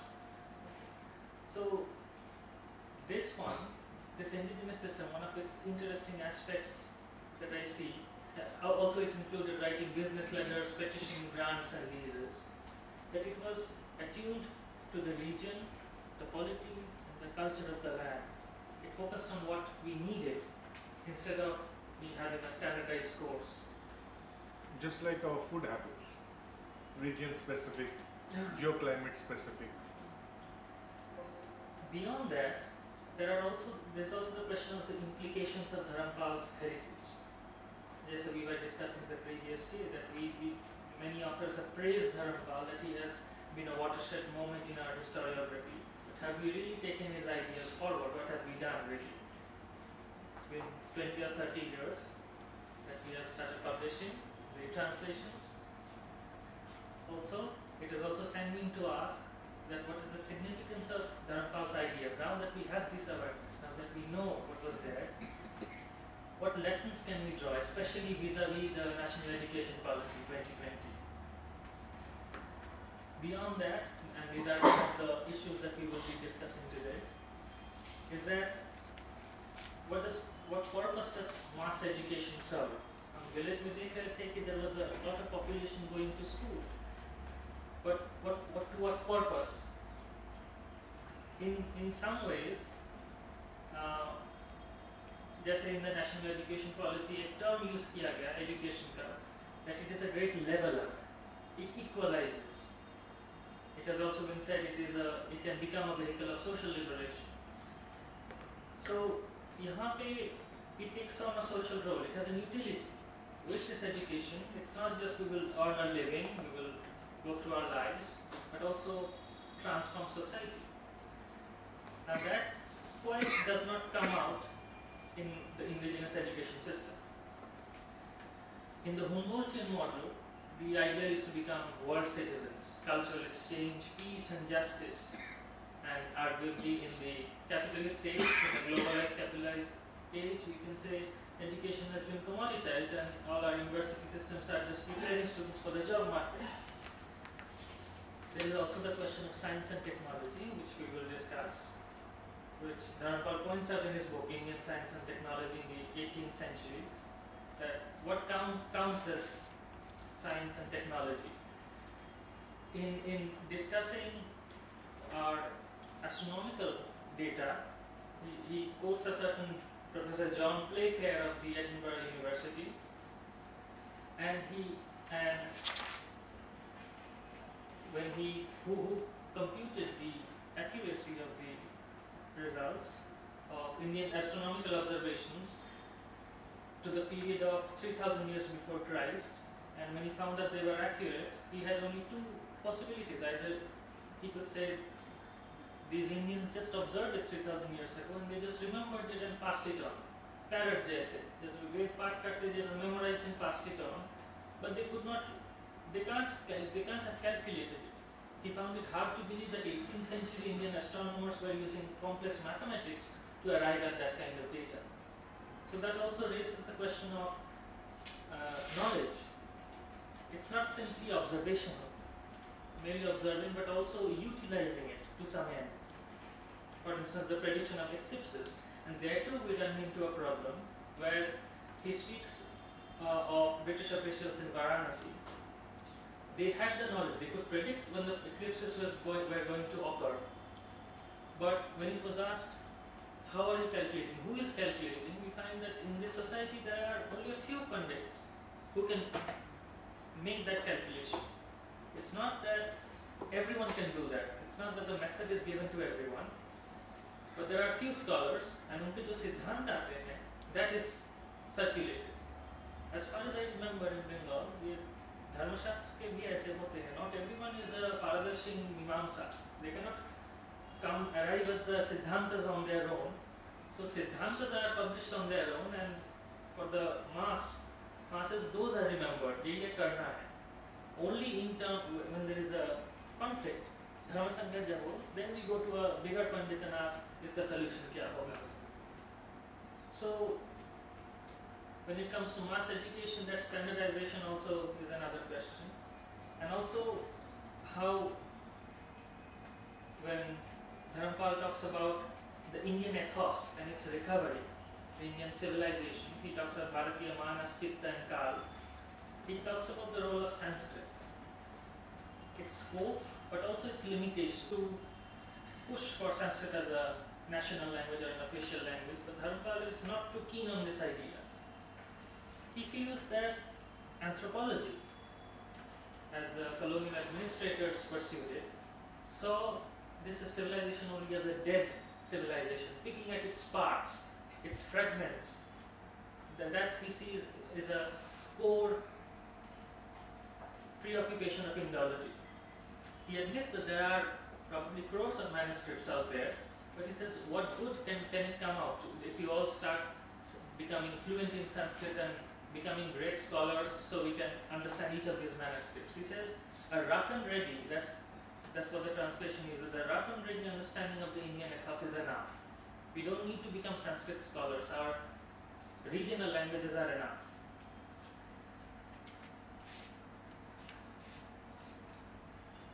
And furthermore, I think we'll have more questions about Dharampal's views on his defense of the perception of Aurangzeb's regime being an unusually dark one. He defends against that, and yet his, I believe, support for the demolition of the Babri Masjid is contrary view there.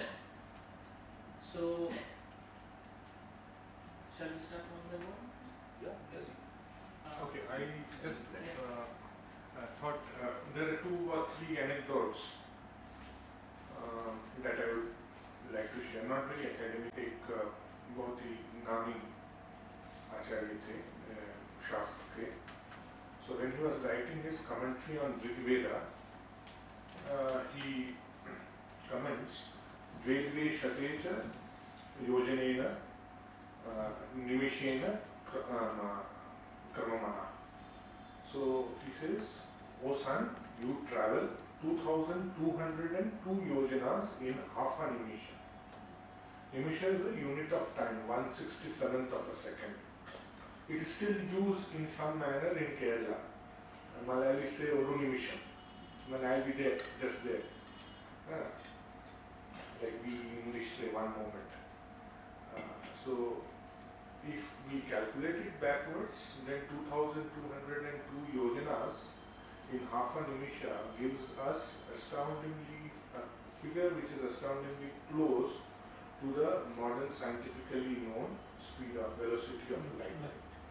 This is one thing. Second thing is, when this is the story when Goswami Tulsidas was trying to write Ramcharitmanas and he was not being successful. The seniors, Pandits, told him like it's difficult to reach Rama. You go through Mahavir Swamiji route, Hanuman route. So So Tulsidas writes Hanuman Chalisa. In Hanuman Chalisa there is a mention of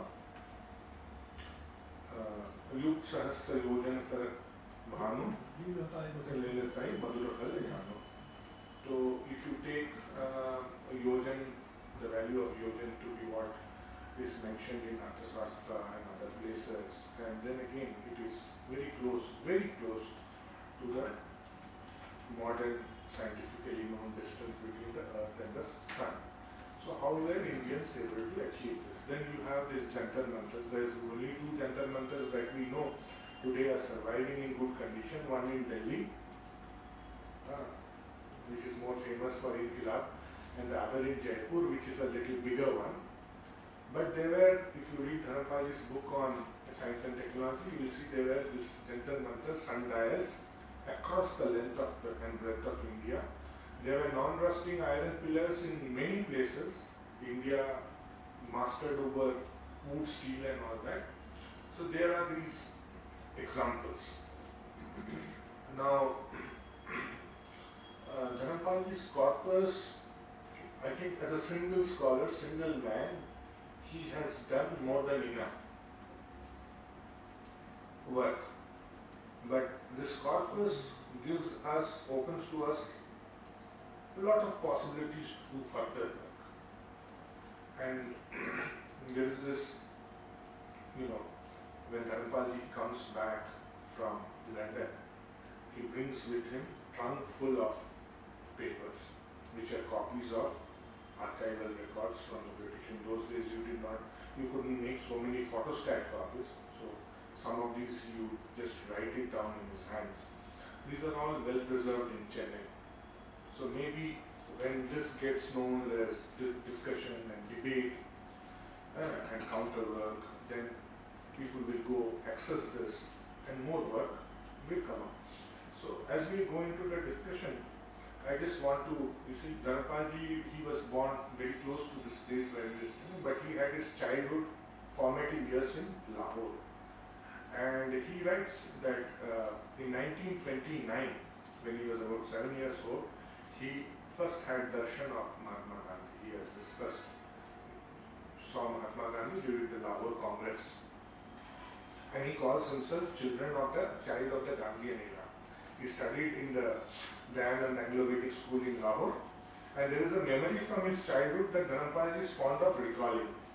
It is connected with Lahore, where Dhanapalji spent most of his early years having his schooling in the DAV school there, and even attended the elite government college for a couple of years.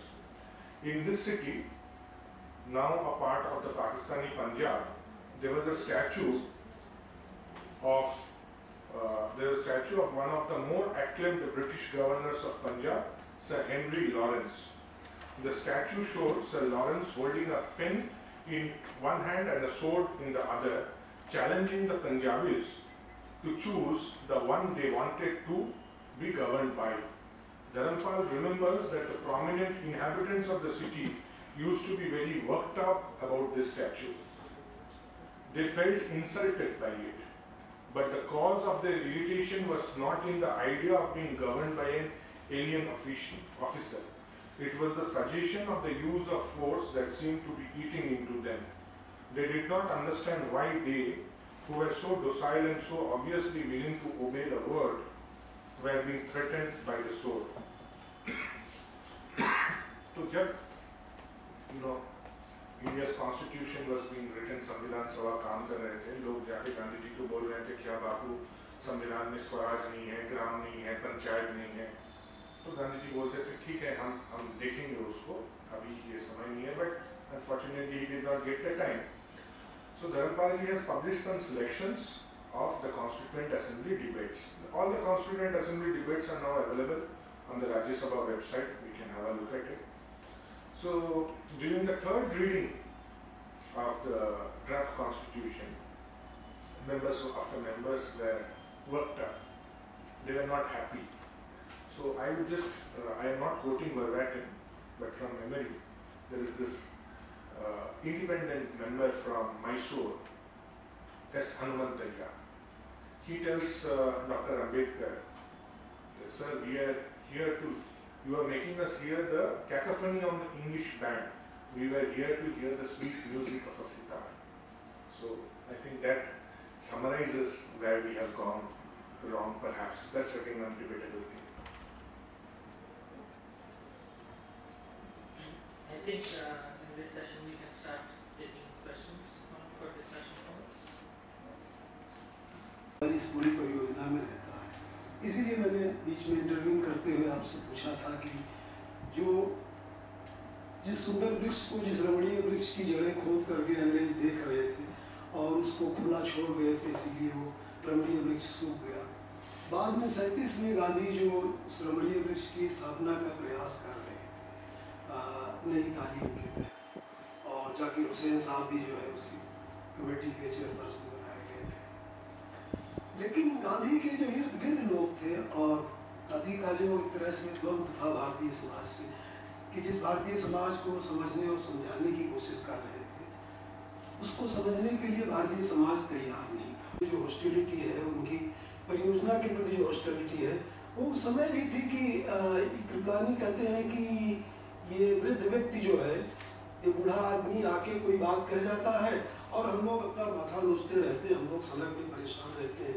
अब इसने नई तालीम कह दी तो हम लोग नई तालीम ढूंढ रहे हैं, वर्धा योजना ढूंढ रहे हैं, और वो बना के लाए जाकिर हुसैन साहब। तो उन्होंने मतलब गांधी ने कहा था कि इसमें सरकारी अनुदान नहीं होना चाहिए किसी भी तरह से, तो बना के लाए। बोले इसमें उसके बिना तो काम चलेगा नहीं, तो बोले तो फिर आप क्या बना के लाए। तो एक तो चीज़ ये है कि मतलब जो है वो जो शिक्षा व्यवस्था चाहते थे, और उनकी रिकरिंग थीम में ये बात निरंतर है कि जिस चरखे को, जिस वस्त्र उद्योग को अंग्रेजों ने नष्ट किया था, तोड़ा था, उस चरखे को किसी पुराने घर की छत पर से उठा के लाए और उसको चालू किया उन्होंने। उन्हीं कॉइन्स में ही wanted to deploy Britishers in the same coin with which they had defeated us. तो वो उसी से डिफीट भी करना जानते थे, इसीलिए उन इंस्ट्रूमेंट्स को, उन सिंबल्स को लेकर के आ रहे थे। और चरखा लाए और कहा कि जो है हमको महीने भर के अंदर हमारे लिए कपड़ा अगर आप लोगों ने नहीं बुना तो मैं बिना कपड़ा पहने रहूँगा।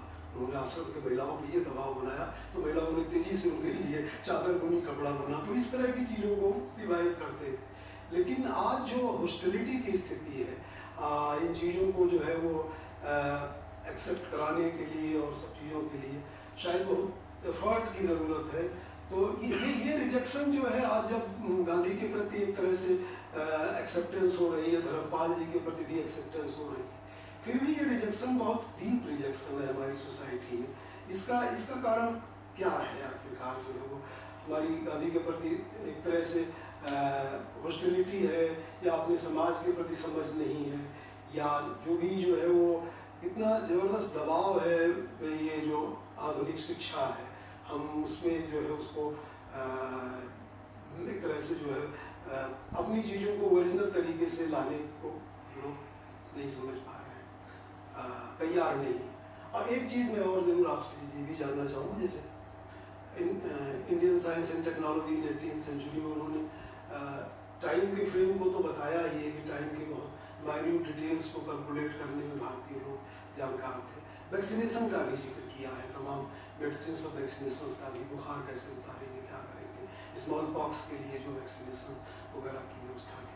तो वो सारी चीज़ें जो है वो बहुत सारे लोग, इवन जो भी पूरी अम्बेडकराइट राइटिंग है, वो इस चीज़ को बहुत बैडली जो है वो डिनाउंस करती है कि ये चीज़ें जो है वो कुछ अतिरिक्तपूर्ण दावे हैं, ये दावे सही नहीं है।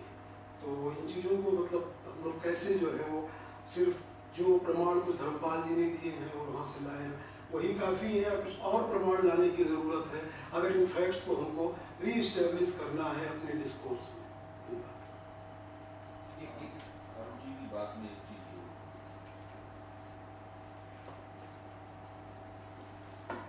मानने के लिए तैयार नहीं था, या भारत में जो राज्य की संस्था थी, इंडियन स्टेट था, इमर्जिंग इंडियन स्टेट था, उदीयमान होता हुआ भारतीय राज्य था, वो और उसके एहलकार और उसके इर्द गिर्द जो एक बड़ा अभिजन श्रेष्ठ वर्ग या एलीट जो सक्रिय था, चाहे उसमें कृपलानी रहे हो या कोई भी रहा हो, ना उसमें नाम नहीं ले रहा हूँ, वो लोग गांधी की बात से उलझन में रहते थे। तो और धीरे धीरे करके समाज का प्रभाव, राज्य का प्रभाव समाज की गतिविधियों पर बढ़ता चला गया और जो समाज था वो राज्य मुखापेक्षी हो गया, तो राज्य की तरफ ही देखने लगा लगातार हर चीज के लिए। तो मुझे लगता है कि हम लोग इसमें, मेरा सुझाव ये है कि हम इसमें अंतर करें कि भारतीय समाज गांधी जी की बात सुनने के लिए तैयार नहीं था, या उस वक्त का उदीयमान जो भारतीय राज्य था वो उससे गांधी जी की बातों से या उनकी सिफारिशों से या उनके कार्यक्रमों से या उनके जो संस्थागत प्रयास थे उससे उन्हें उलझन होती थी। Maybe you could then edit it. Yeah, sure. Why not? Okay. Because everything in a discussion may not be fit for public consumption. तो अभी ये बात है कि देखिए, एक तो है हमारे पास कुछ प्रमाण, कुछ लेख नहीं था इस विषय में, इस संदर्भ में, कि धर्मपाल जी हमारे पास कुछ ठोस सबूत लेके आते हैं। तो अभी बारंबार इस सबूत के, मेरा हिंदू शुद्ध नहीं है, क्षमा कीजिए, मैं कोशिश कर रहा हूँ, ठीक है। तो धर्मपाल जी के इस प्रमाण के प्रामाण्यता के ऊपर बहुत बार चर्चा हो रही कि ये प्रामाण्य सबूत नहीं है। तो मैं ये आपको बोलना चाहता हूँ कि क्योंकि एजुकेशन डेटा हम लोग जो देखा अभी, जो धर्मपाल जी is not giving his own data. Dharmpal ji is giving archival data from British archive. कौन सा डेटा दे रहे हैं? धर्मपाल जी is giving that data which the British officials, and we all know that the British were good record keepers. Today you can say that in Shakespeare's time, कब Shakespeare कौन property खरीदा इसका भी record उनके पास है, कितने पैसों से खरीदा, कब शादी किया, कितने बच्चे हुआ, कौन बच्चे कहाँ पे बैप्टाइज हुआ, सब ये ब्रिटिश लोग रखते थे। ऐसा नहीं है कि हम रखते नहीं, हमारा रखने का तरीका अलग था, हमारा इतिहास चर्चा करने का तरीका अलग था, हमारा कवियों का कविता लिखना या नाटक लिखने का तरीका अलग था, उनके तरीके जैसे नहीं थे। हमारा वस्त्र पहनने का, वार्तालाप करने का, विद्वत सदस्य करने का तरीका अलग था, उनका जैसा क्यों हो? जैसे कि मान लीजिए पंजाबी खाना और बंगाली खाना में बहुत अंतर होता है, तो इसमें ये तो रहेगा। अभी बात यह है कि धर्मपाल जी का जो तथ्य है, आप अगर उनको निगेट करना चाहते हैं तो you have to negate the British records. That's your choice. If you say the British वो लोग मिथ्या बोल के गए थे तो ठीक है, तो उनका कुछ भी रिकॉर्ड्स आपको छूना नहीं चाहिए। देखिए, धर्मपाल जी was not an historian by training. He got admitted in a BSc physics course. He was a good student, but he did not complete his course. He joined the freedom movement. और भी कुछ था, there was a political side to it. In 1962, with two of his colleagues, रूप नारायण और कोई था साथ में, गांधी जी ने एक ओपन लेटर, धर्मपाल जी ने एक ओपन लेटर लिखा, castigating the then Prime Minister for his failure to stand up to the Chinese aggression. He wrote an open letter to all the members of the Indian Parliament, Lok Sabha, Rajya Sabha. The letter was published. Freedom of speech was denied. He was arrested and he was put in Tihar jail. He was in jail for 2 months. No trial. Then, I think because of the good offices of KASHMERE, he was released from jail. तो ये था। दूसरा बात ये है कि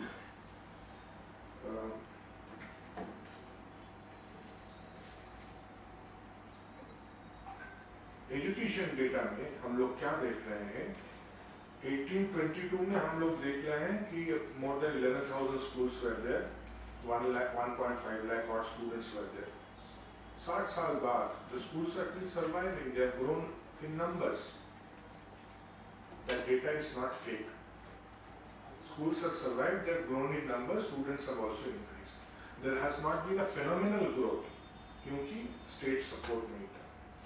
Even in the case of England, exchequer grant, सरकारी grant popular education में आया है 1833 में, मैकॉले का मिनट के 2 साल बाद। अगर एक्सचेकर ग्रांट ही उतना लेट आया है तो वो लोग क्यों पॉपुलर एजुकेशन इन इंडिया में खर्चा करेंगे? जो लोग अपने देश में ही खर्चा नहीं कर रहे थे वो लोग दूसरे देश में क्यों खर्चा करेंगे? ये तो लॉजिक पे भी नहीं आता है। तीसरा चीज में जो मैं संपूर्ण रूप से प्रोफेसर दुबे से सहमत हूँ इस विषय में, तो 3 चीज। Perhaps Gandhi ji was much ahead of his times. He was fighting. For me, he is a general. A general may not be without weapon or anything. He is a general. He is fighting various wars at multiple levels. Fighting the British is one level. He is fighting all his colleagues. He is fighting them. See, he writes this political manifesto in Swaraj in 1909. He does not change a single word from in Swaraj till 1948. He has a huge debate with this modern leaders of Congress, West educated, English educated, modern leaders of Congress. He has a huge debate and he wants to publicize that debate. And Nehru says, no Bapu, this is a personal correspondence, don't publicize it. तो ये चल रहा था अंदर। And after the Quit India movement, I think Congress did not have any need for Gandhi anymore. After 1935 itself, Congress did not have any need for Gandhi. I just want to touch on the Wardha thing. Gandhi ji wanted that it will be हमारा खुद का education system, किसी से हम पैसा नहीं लेंगे, हम अपना घर बनाएंगे अपने पैसे से, हम लोन नहीं लेंगे या किसी से कोई फेवर नहीं लेंगे। तो कांग्रेस सरकार आए प्रोविंसेस में, कांग्रेस सरकार को फाइनेंशियल ऑटोनॉमी नहीं मिला और फिर सेकेंड वर्ल्ड वॉर का माहौल आ गया, कांग्रेस गवर्नमेंट्स रिजाइन, द नई तालीम experiment also did not get that time factor है। और हाँ, और दूसरा बात ये है कि अगर देखिए विल डूरेंट एक महत्वपूर्ण बुक लिखी है, the case for India. It may be a bit polemic book, not such a scholarly book. 1922 में it was published, the case for India. As soon as the book was published, the British government proscribed the book. अभी फिलहाल it is available in India again. Okay, I think this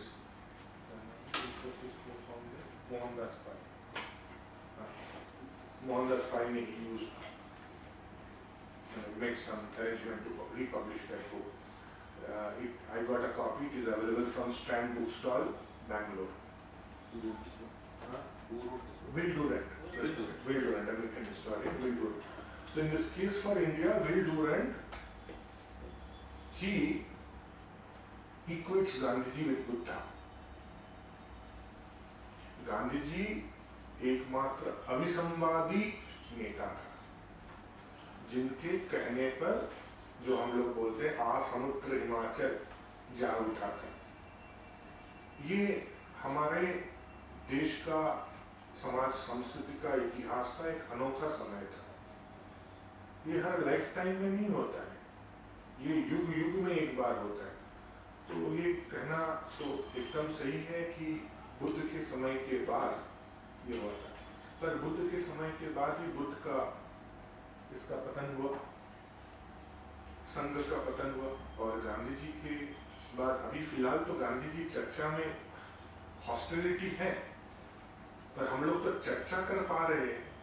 30 साल पूर्व आगे हम लोग पीछे धर्मपाल जी का भी कोई चर्चा नहीं होता था, आजकल हम लोग चर्चा कर पा रहे हैं।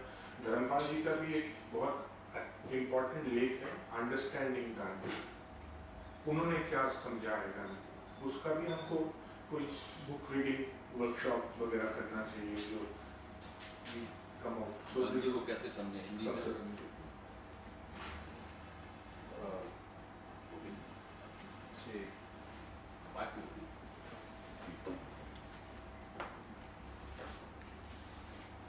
that he has created.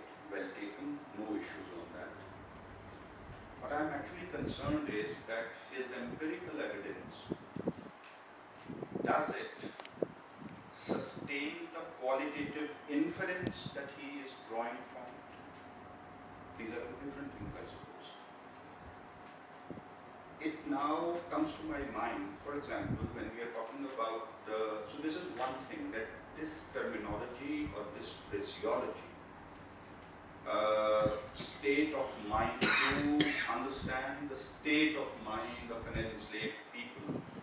And I am also very sure, whatever I have read of him, he's constantly saying that what I have done is just the initial, the kind of a starting point. We need to do much more in order to arrive at a concise, precise and an exhaustive understanding of this whole thing. That do not just stand there, I'm just indicating a way, which is absolutely well taken. He has qualified his statements to a greater extent, but he's making those empirical observations, and he's also saying that we need to do a lot of other work. It needs to be complemented. So this is one thing, and now I come to this Madras presidency data of 1822-25. A very interesting fact that 70% of the students are from the non-Vijay backgrounds. Now these 70% we are calculating from their number in the school enrollment. And what a very rough calculation tells me that there is 11,575 schools in which 1,53,172 students are there. This is roughly 15 students per school. Only 15. And then when that survey was made, they would have calculated that there are 15 in this, and the duration of study is from 2 to 8 years. We need to have, I mean, this at least tells me that this is not what mass education is all about. One. Then the other thing is that the percentage of Brahmins in the Madras presidency is not more than 3%, 2.5 to 3%. This is what the data is, and their number is abysmally small there, but the social power and prestige that they held was way disproportionate to their numbers in that group. It means that the absolute number of the OBCs or the Shudras or the scheduled castes was so much. So when we actually look at the number of Brahmins in the school or in the college and the number of the Shudras, and if we should not compare it only in that class, this slightly distorts the empirical figure, because then we will come that in this class, I mean, this is the composition according to their caste status. But we should actually also look at it, that how many households of the Shudras were able to send their children to study, and how many from the Brahmin backgrounds came and they studied. I find that there we might be able to come up with this whole thing, that not to say that they were not allowed, but then I'd also like to know, so this is the other thing, that this computation of percentage should be much more representative, would give us a greater clarity if we are able to have a look at it from the viewpoint of their number in the society, not only in the classroom. And then there were Chandal teachers. Interesting question would be, while these are all very important informations, but which also beg some questions. Were some Brahmin students taking instructions from Chandal teachers? Were they having their water from the same pitcher? Were they even mingling together?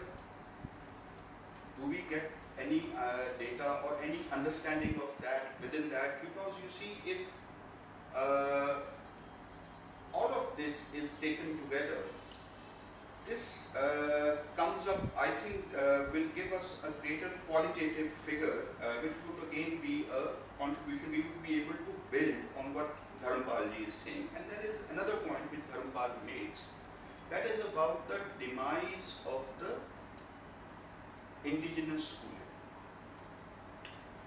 And he's not saying that there was some concerted effort to dismantle the whole structure.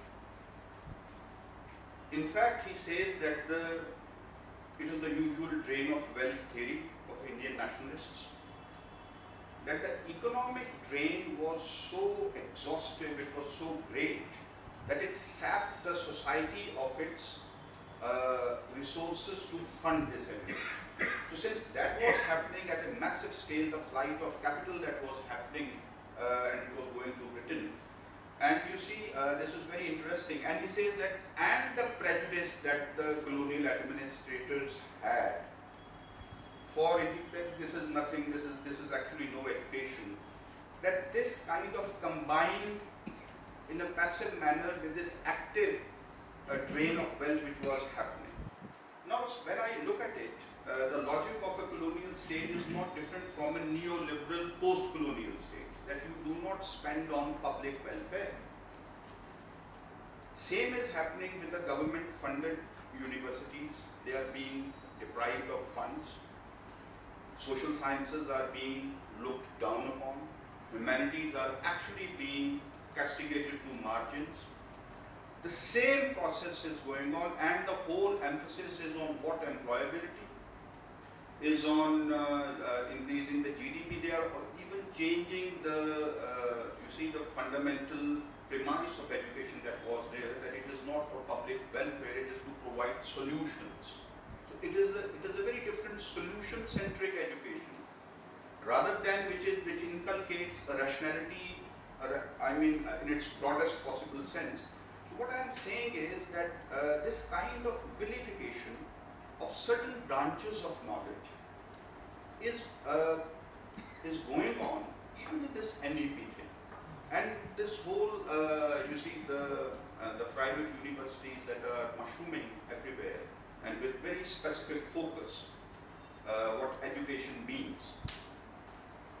I find that the present, particularly the post-91 scenario, in that sense is much more of a colonial scenario, which is again dismantling actively the public funded university system. And it is not happening only here, it is happening in Europe. Europe is suffering, I think, massively from this, that this arts, humanities streams are going haywire. I'm just saying that the contemporary implications of what Dharampalji is actually suggesting in his extremely important book, The Beautiful Tree, are in a way and extremely potent for us.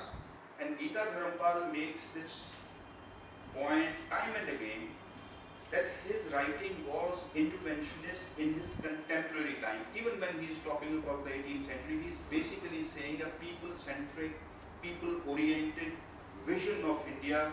We have to believe in the people of India in order to make sense of who we are. And this state-centric approach is basically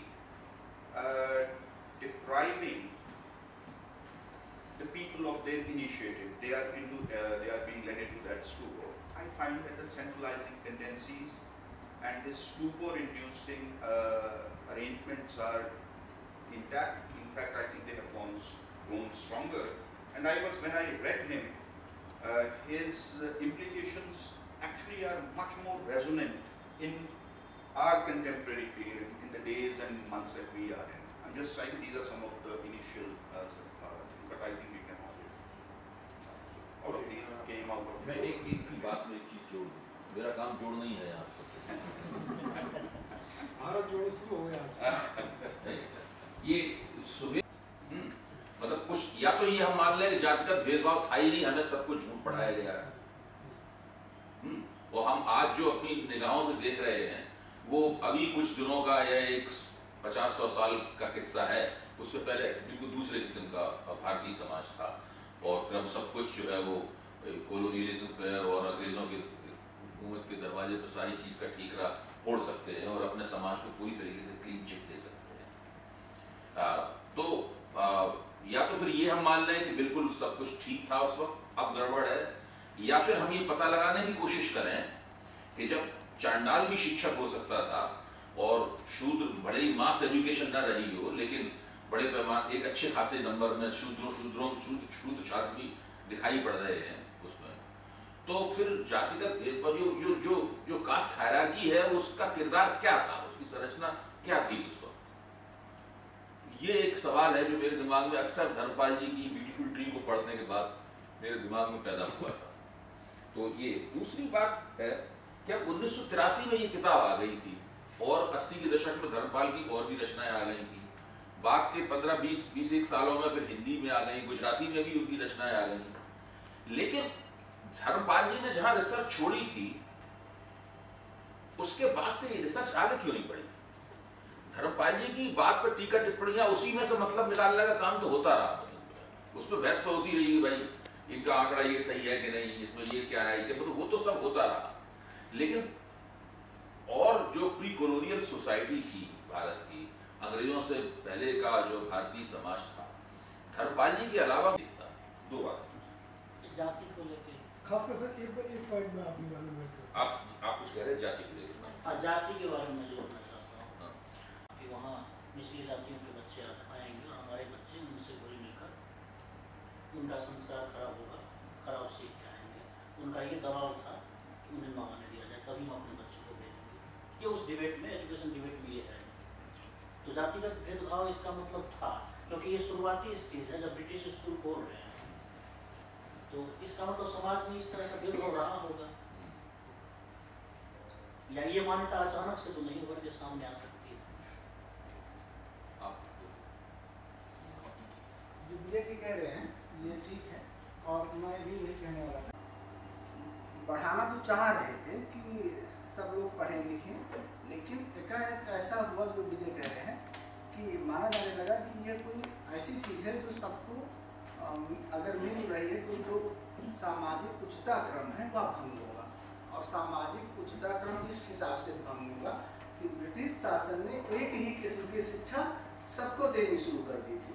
और धर्मपाल जी की जो किताब है उसको आप पढ़ें, या जो कंचन बता रही थी उसको ध्यान से देखें, तो उसमें एक बात ये खुल के सामने आती है कि भारतीय समाज जिस तरीके से गठित था, पेशे के हिसाब से, कौशल के हिसाब से और उसकी जो दक्षता थी उसके हिसाब से, उस किस्म की शिक्षा समाज पोषित और समुदाय पोषित संस्थान दे रहे थे।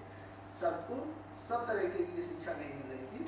कुछ लोगों को, जैसे ये सहिष्णु अच्छे से बताएंगे, कि उनको शास्त्र की शिक्षा दी जा रही थी, धर्मशास्त्र की, ज्योतिष की, गणित की, हिसाब की और अन्य चीज़ों की, नाव बनाने की या हथियार बनाने की, अलग अलग लोगों को अलग अलग तरीके की शिक्षा दी जा रही थी। ब्रिटिश शासन के आने से क्या हुआ कि उसने अपनी हेजीमनी, ये सब ठीक अगर ना लगे तो हाँ कोई दूसरा शब्द करने, उसको स्थापित करने के लिए एक फ्रेमवर्क में शिक्षा देनी शुरू की। जो शिक्षा मुझे दी जा रही है वही उनको दी जा रही है, उनको दी जा रही है, उनको दी जा रही है। तो इससे कुछ लोगों को आपत्ति होने लगी कि एक ही तरीके की शिक्षा से एक ही तरीके के समाज कैसे बन सकता है। तो उसमें बहुत सारे लोगों ने विरोध किया। मैं उन विद्वानों का नाम भूल रहा हूँ जिन्होंने बंगाल में इस तरीके के विरोध किए, और यहाँ जब ज्योतिबा फुले का उभार हुआ इसके ठीक पहले और उसके बाद में पूरे पुणे प्रेसिडेंसी में इस तरीके से, बम्बई प्रेसिडेंसी में इस तरीके के प्रयास किए गए। और चूँकि 1857 हो चुका था तो अंग्रेज किसी उस चीज़ में पढ़ना नहीं चाहते थे कि वो जिसको कहते हैं टांग अड़ाना किसी काम में।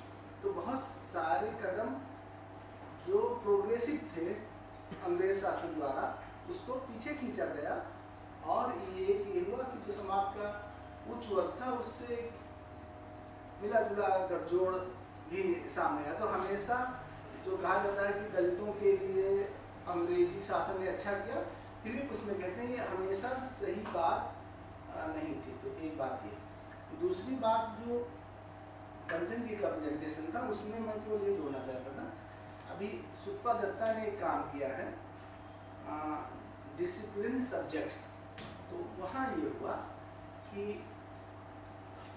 शिक्षा दी जा रही बांग्ला में, शिक्षा दी जा रही मराठी में या अन्य क्षेत्रीय भाषाओं में शिक्षा दी जा रही, नई नई पाठ्य पुस्तकें बनाई जा रही हैं, लेकिन उन पाठ्य पुस्तकों का जो प्रारूप है वह प्रारूप ब्रिटिश देशों में यानी जो ब्रिटेन में जो पढ़ाया जा रहा है वहाँ पर जो नैतिक शिक्षा दी जा रही है, विशेषकर 0 से 14 वर्ष से नीचे के किस बच्चों किशोरों को, उनको वही सारी शिक्षा दी जा रही है जो वहाँ दी जा रही थी। उस किस्म की वाक्य संरचनाएँ यहाँ बनाई गई, वैसे चरित्र बनाए गए। उसमें सूचना बताती हैं कि वहाँ एक डेविड नाम का लड़का है और एक जेम्स नाम का लड़का है, उनके नाम मैं भूल रहा हूँ, एक दुष्ट बालक है, एक सज्जन बालक है। तो इसी तरीके से यहाँ रमेश, सुरेश, इस तरीके के चरित्र बनाए गए और कहा गया कि रमेश अपने पिता का कहना मानता है, ऐसा करता है और वो तो जिसे कहते हैं कि एक नैतिक शिक्षा के द्वारा एक नई तरीके के प्रजा का निर्माण करना, उसको भी देखने की ज़रूरत है कि किस तरीके से एक नई पेडागॉजी के तहत एक नए किस्म की प्रजा बनाई गई जो 1830 के बाद ब्रिटिश शासन का स्वभावतः सहयोग करने लगी। बाद में कम उसको दिक्कत ही अपना सहयोगी तैयार करने में, 1857 के बाद तो सब लोग उसका सहयोग ही करने लगे ना। तो उसमें ये जो नीचे के स्तर पर हुआ था व्याकरण और ये नैतिक शास्त्र शिक्षा, उसको थोड़ा देखना चाहिए था।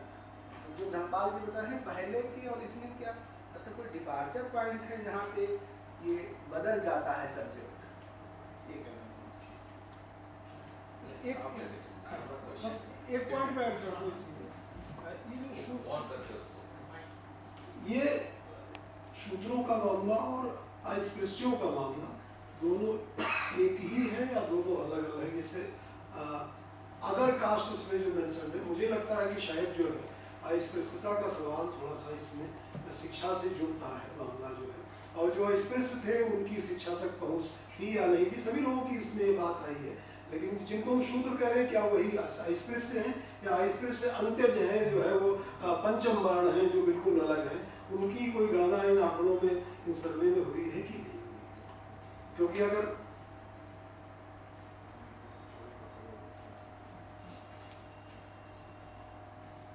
ऐसा न होता तो अस्पृश्यता की बड़ी गंभीर लड़ाई गांधी को खुद अपने जीवन में लड़नी पड़ी है और उसका बहुत गंभीर टकराव सत्ता आंदोलन जैसा आपने कहा अपने लोगों से लड़ रहे थे, तो बहुत तगड़ा घमासान है मतलब अस्पृश्यता को लेकर।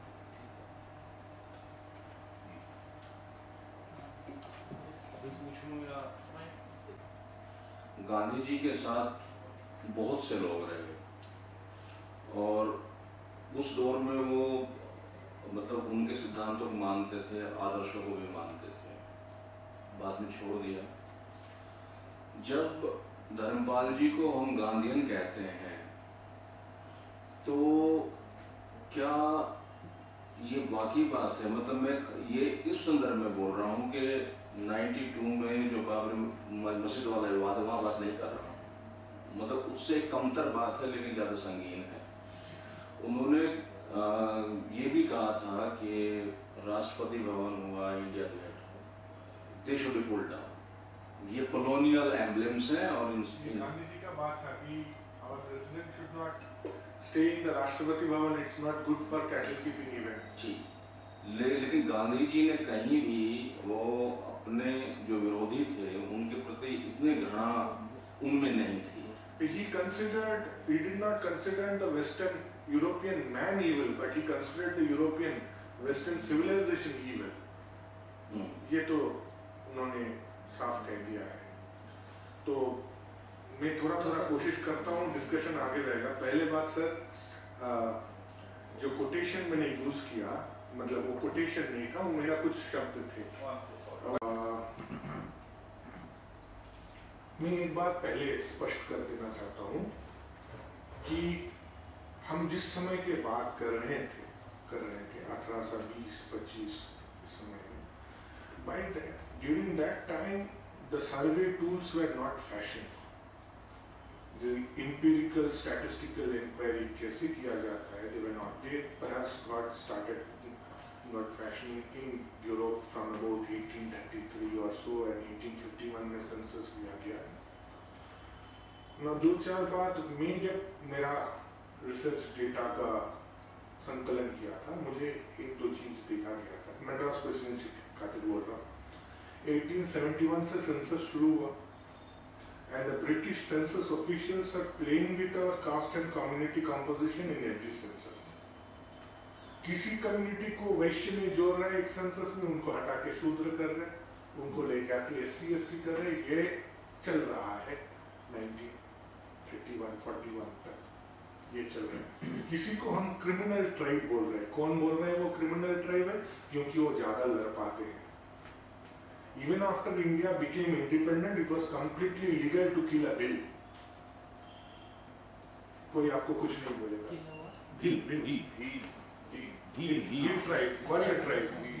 Bills populated. If you read Abanindranath Tagore's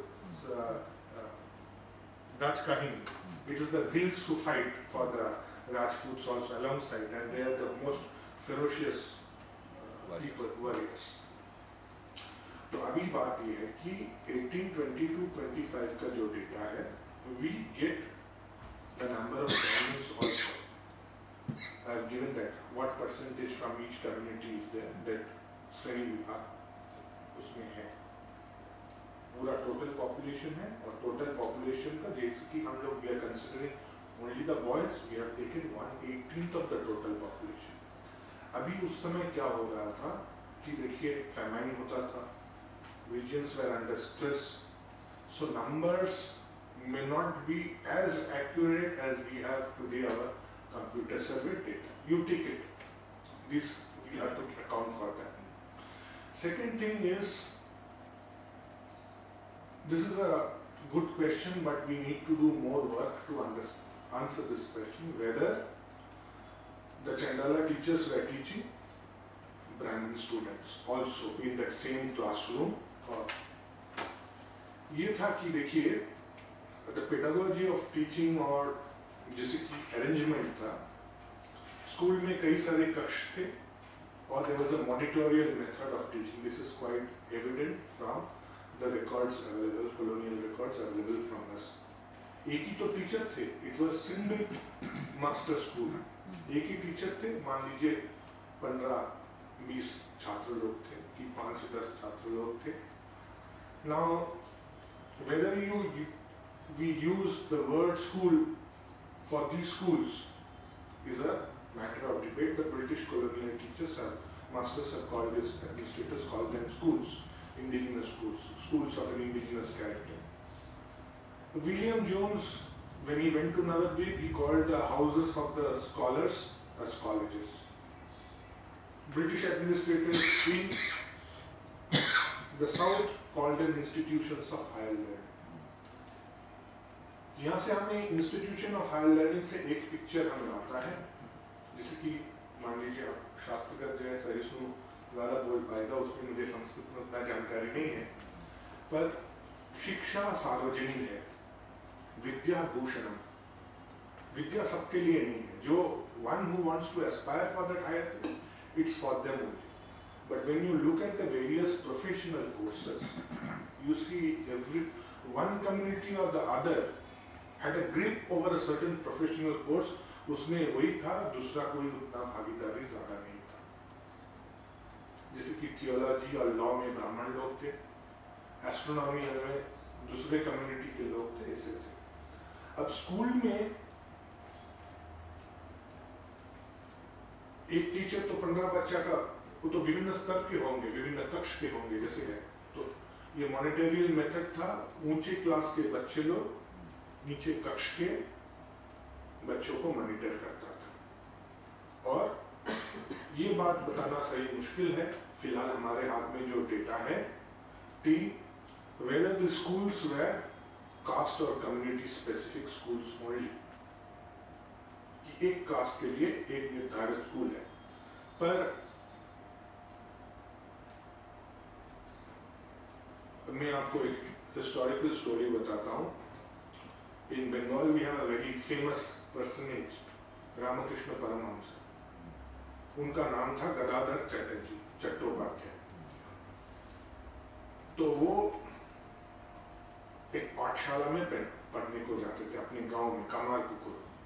कमारपुकुर कुछ 50-60 किलोमीटर दूरी में है, कलकत्ता के उत्तर भाग में, हुगली जिला में। तो जाते थे। तो पाठशाला अभी भी है। वो पाठशाला क्या है? एक चंडी मंडप है। चंडी मंडप यानी कि जहाँ में साल में एक बार माँ दुर्गा को पूजा किया जाता था मूर्ति रूप में।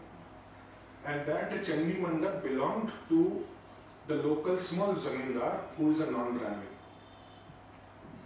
और रामकृष्ण वहाँ पे जाते थे, पढ़ते थे। वहाँ पे so Vaidya Brahmins are there in Bengal also, and they are not considered to be top notch. Okay, among the communities. They are the Ayurveda. Ayurveda. But they are Brahmin claimants, so they were generally, but we will not intermarry as such. But here it is noted that these sciences are taught by the Brahmins only, and more especially Brahmins holding agraharams and landed property. So they get revenue from those estates, and in return they do their religious obligation on all occasions. So their Shastra Vidya, Adhyayana, Adhyapanam and Yajanya. In south, this revenue assignments were called manyams. And manyam lands. Manyams. Okay.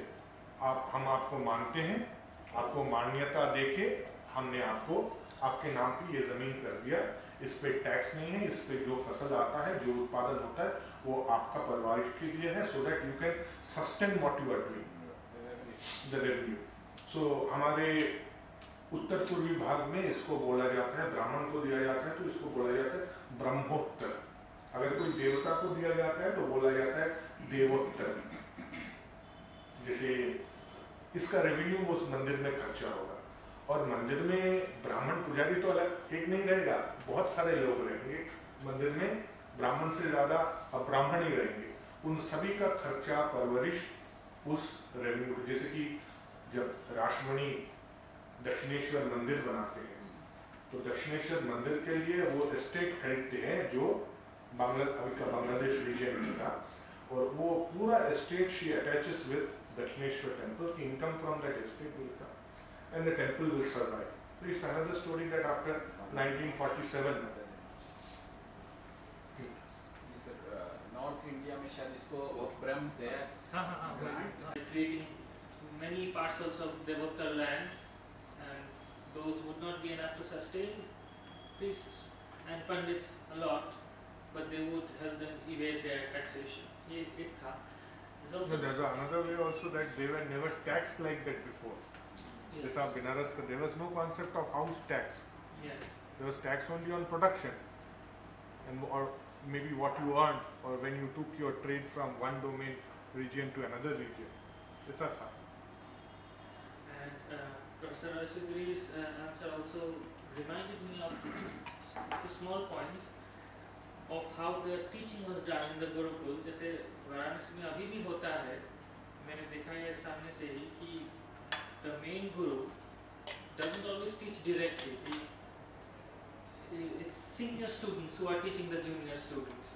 So they're not teaching the whole way at all times. छोटे छोटे सूत्र जो है, explanations जो व्याख्या होता है, the senior students are doing it. And some of what I read here and some of what you said also reminded me of some accounts I heard from my father in the village, who grew up in the village, and they were the traditional peace family. And as a 15-year-old, he would teach the children of the school, the children of the village, the alphabet, arithmetic and stuff. So वहाँ पे भी all castes would be there, but the difference would be maintained. So they're coming and sitting in the veranda, they're learning, but you don't offer them food or anything, food or water ऐसा कुछ नहीं हो रहा है, they're not staying. Caste distinctions remain. And yet education. So, yeah. You see, when the communities vacated, people vacated and went to the banks of Ganga, they organized themselves according to their community and caste groupings. That's how they stayed, that's how they ate. But they were together. So Gandhi ji जब भारत वापस आए, वो कुंभ मेला में गए और कुंभ मेला में उनको भारतीय समाज का जो अंतर्निहित चरित्र था उससे उनका परिचय हुआ। उन्होंने देखा कि there was no state presence, minimal state presence, कोई पुलिस वगैरह कुछ नहीं था, but people were so beautifully organizing themselves and carrying on with their religion, ritual वगैरह। So then Gandhiji understood that the Indian society knows how to organize itself. Only thing, the spark has to be given. I may be wrong, but from what little I have read of Gandhiji, I have seen that in his association, in his life also, he did not allow intercaste mingling, intercaste marriages, and he would always say, जब आप खाना खाने बैठो, आप अपने group में बैठो, अलग अलग बैठो, ठीक है? I may be wrong in that, but this is how he functioned. मैं आखिरी दिनों में वो इंटरकास्ट मैरिज में ही जाते थे। अच्छा। और ये नहीं गए कि वो जो है अंतर जातीय विवाह नहीं था। बाद में उन्होंने तय कर लिया था कि मैं उसी शादी में जाऊंगा जो अंतर जातीय। अंतर्धार्मिक थे। हाँ, पहले तो जो है वो चातुर्वर्ण में विश्वास करते थे, बाद में कहने लगे कि मैं एक वर्ण में ही विश्वास करता हूँ। शूद्र भी होना चाहिए हमें, यही कह रहे हैं 20वीं शताब्दी में हमें शूद्र ही होना चाहिए। हाँ, बहुत सारी बातें, लेकिन अंतर जातीय विवाह वाला जो प्रसंग है तो बिल्कुल नारायण देसाई के बेटे ने ही हम लोगों को बताया था, पढ़ा भी हम लोगों को लिखा। अफलातून वगैरह है, नचकेता है, अफलातून है, जो बनारस में ही रहते थे।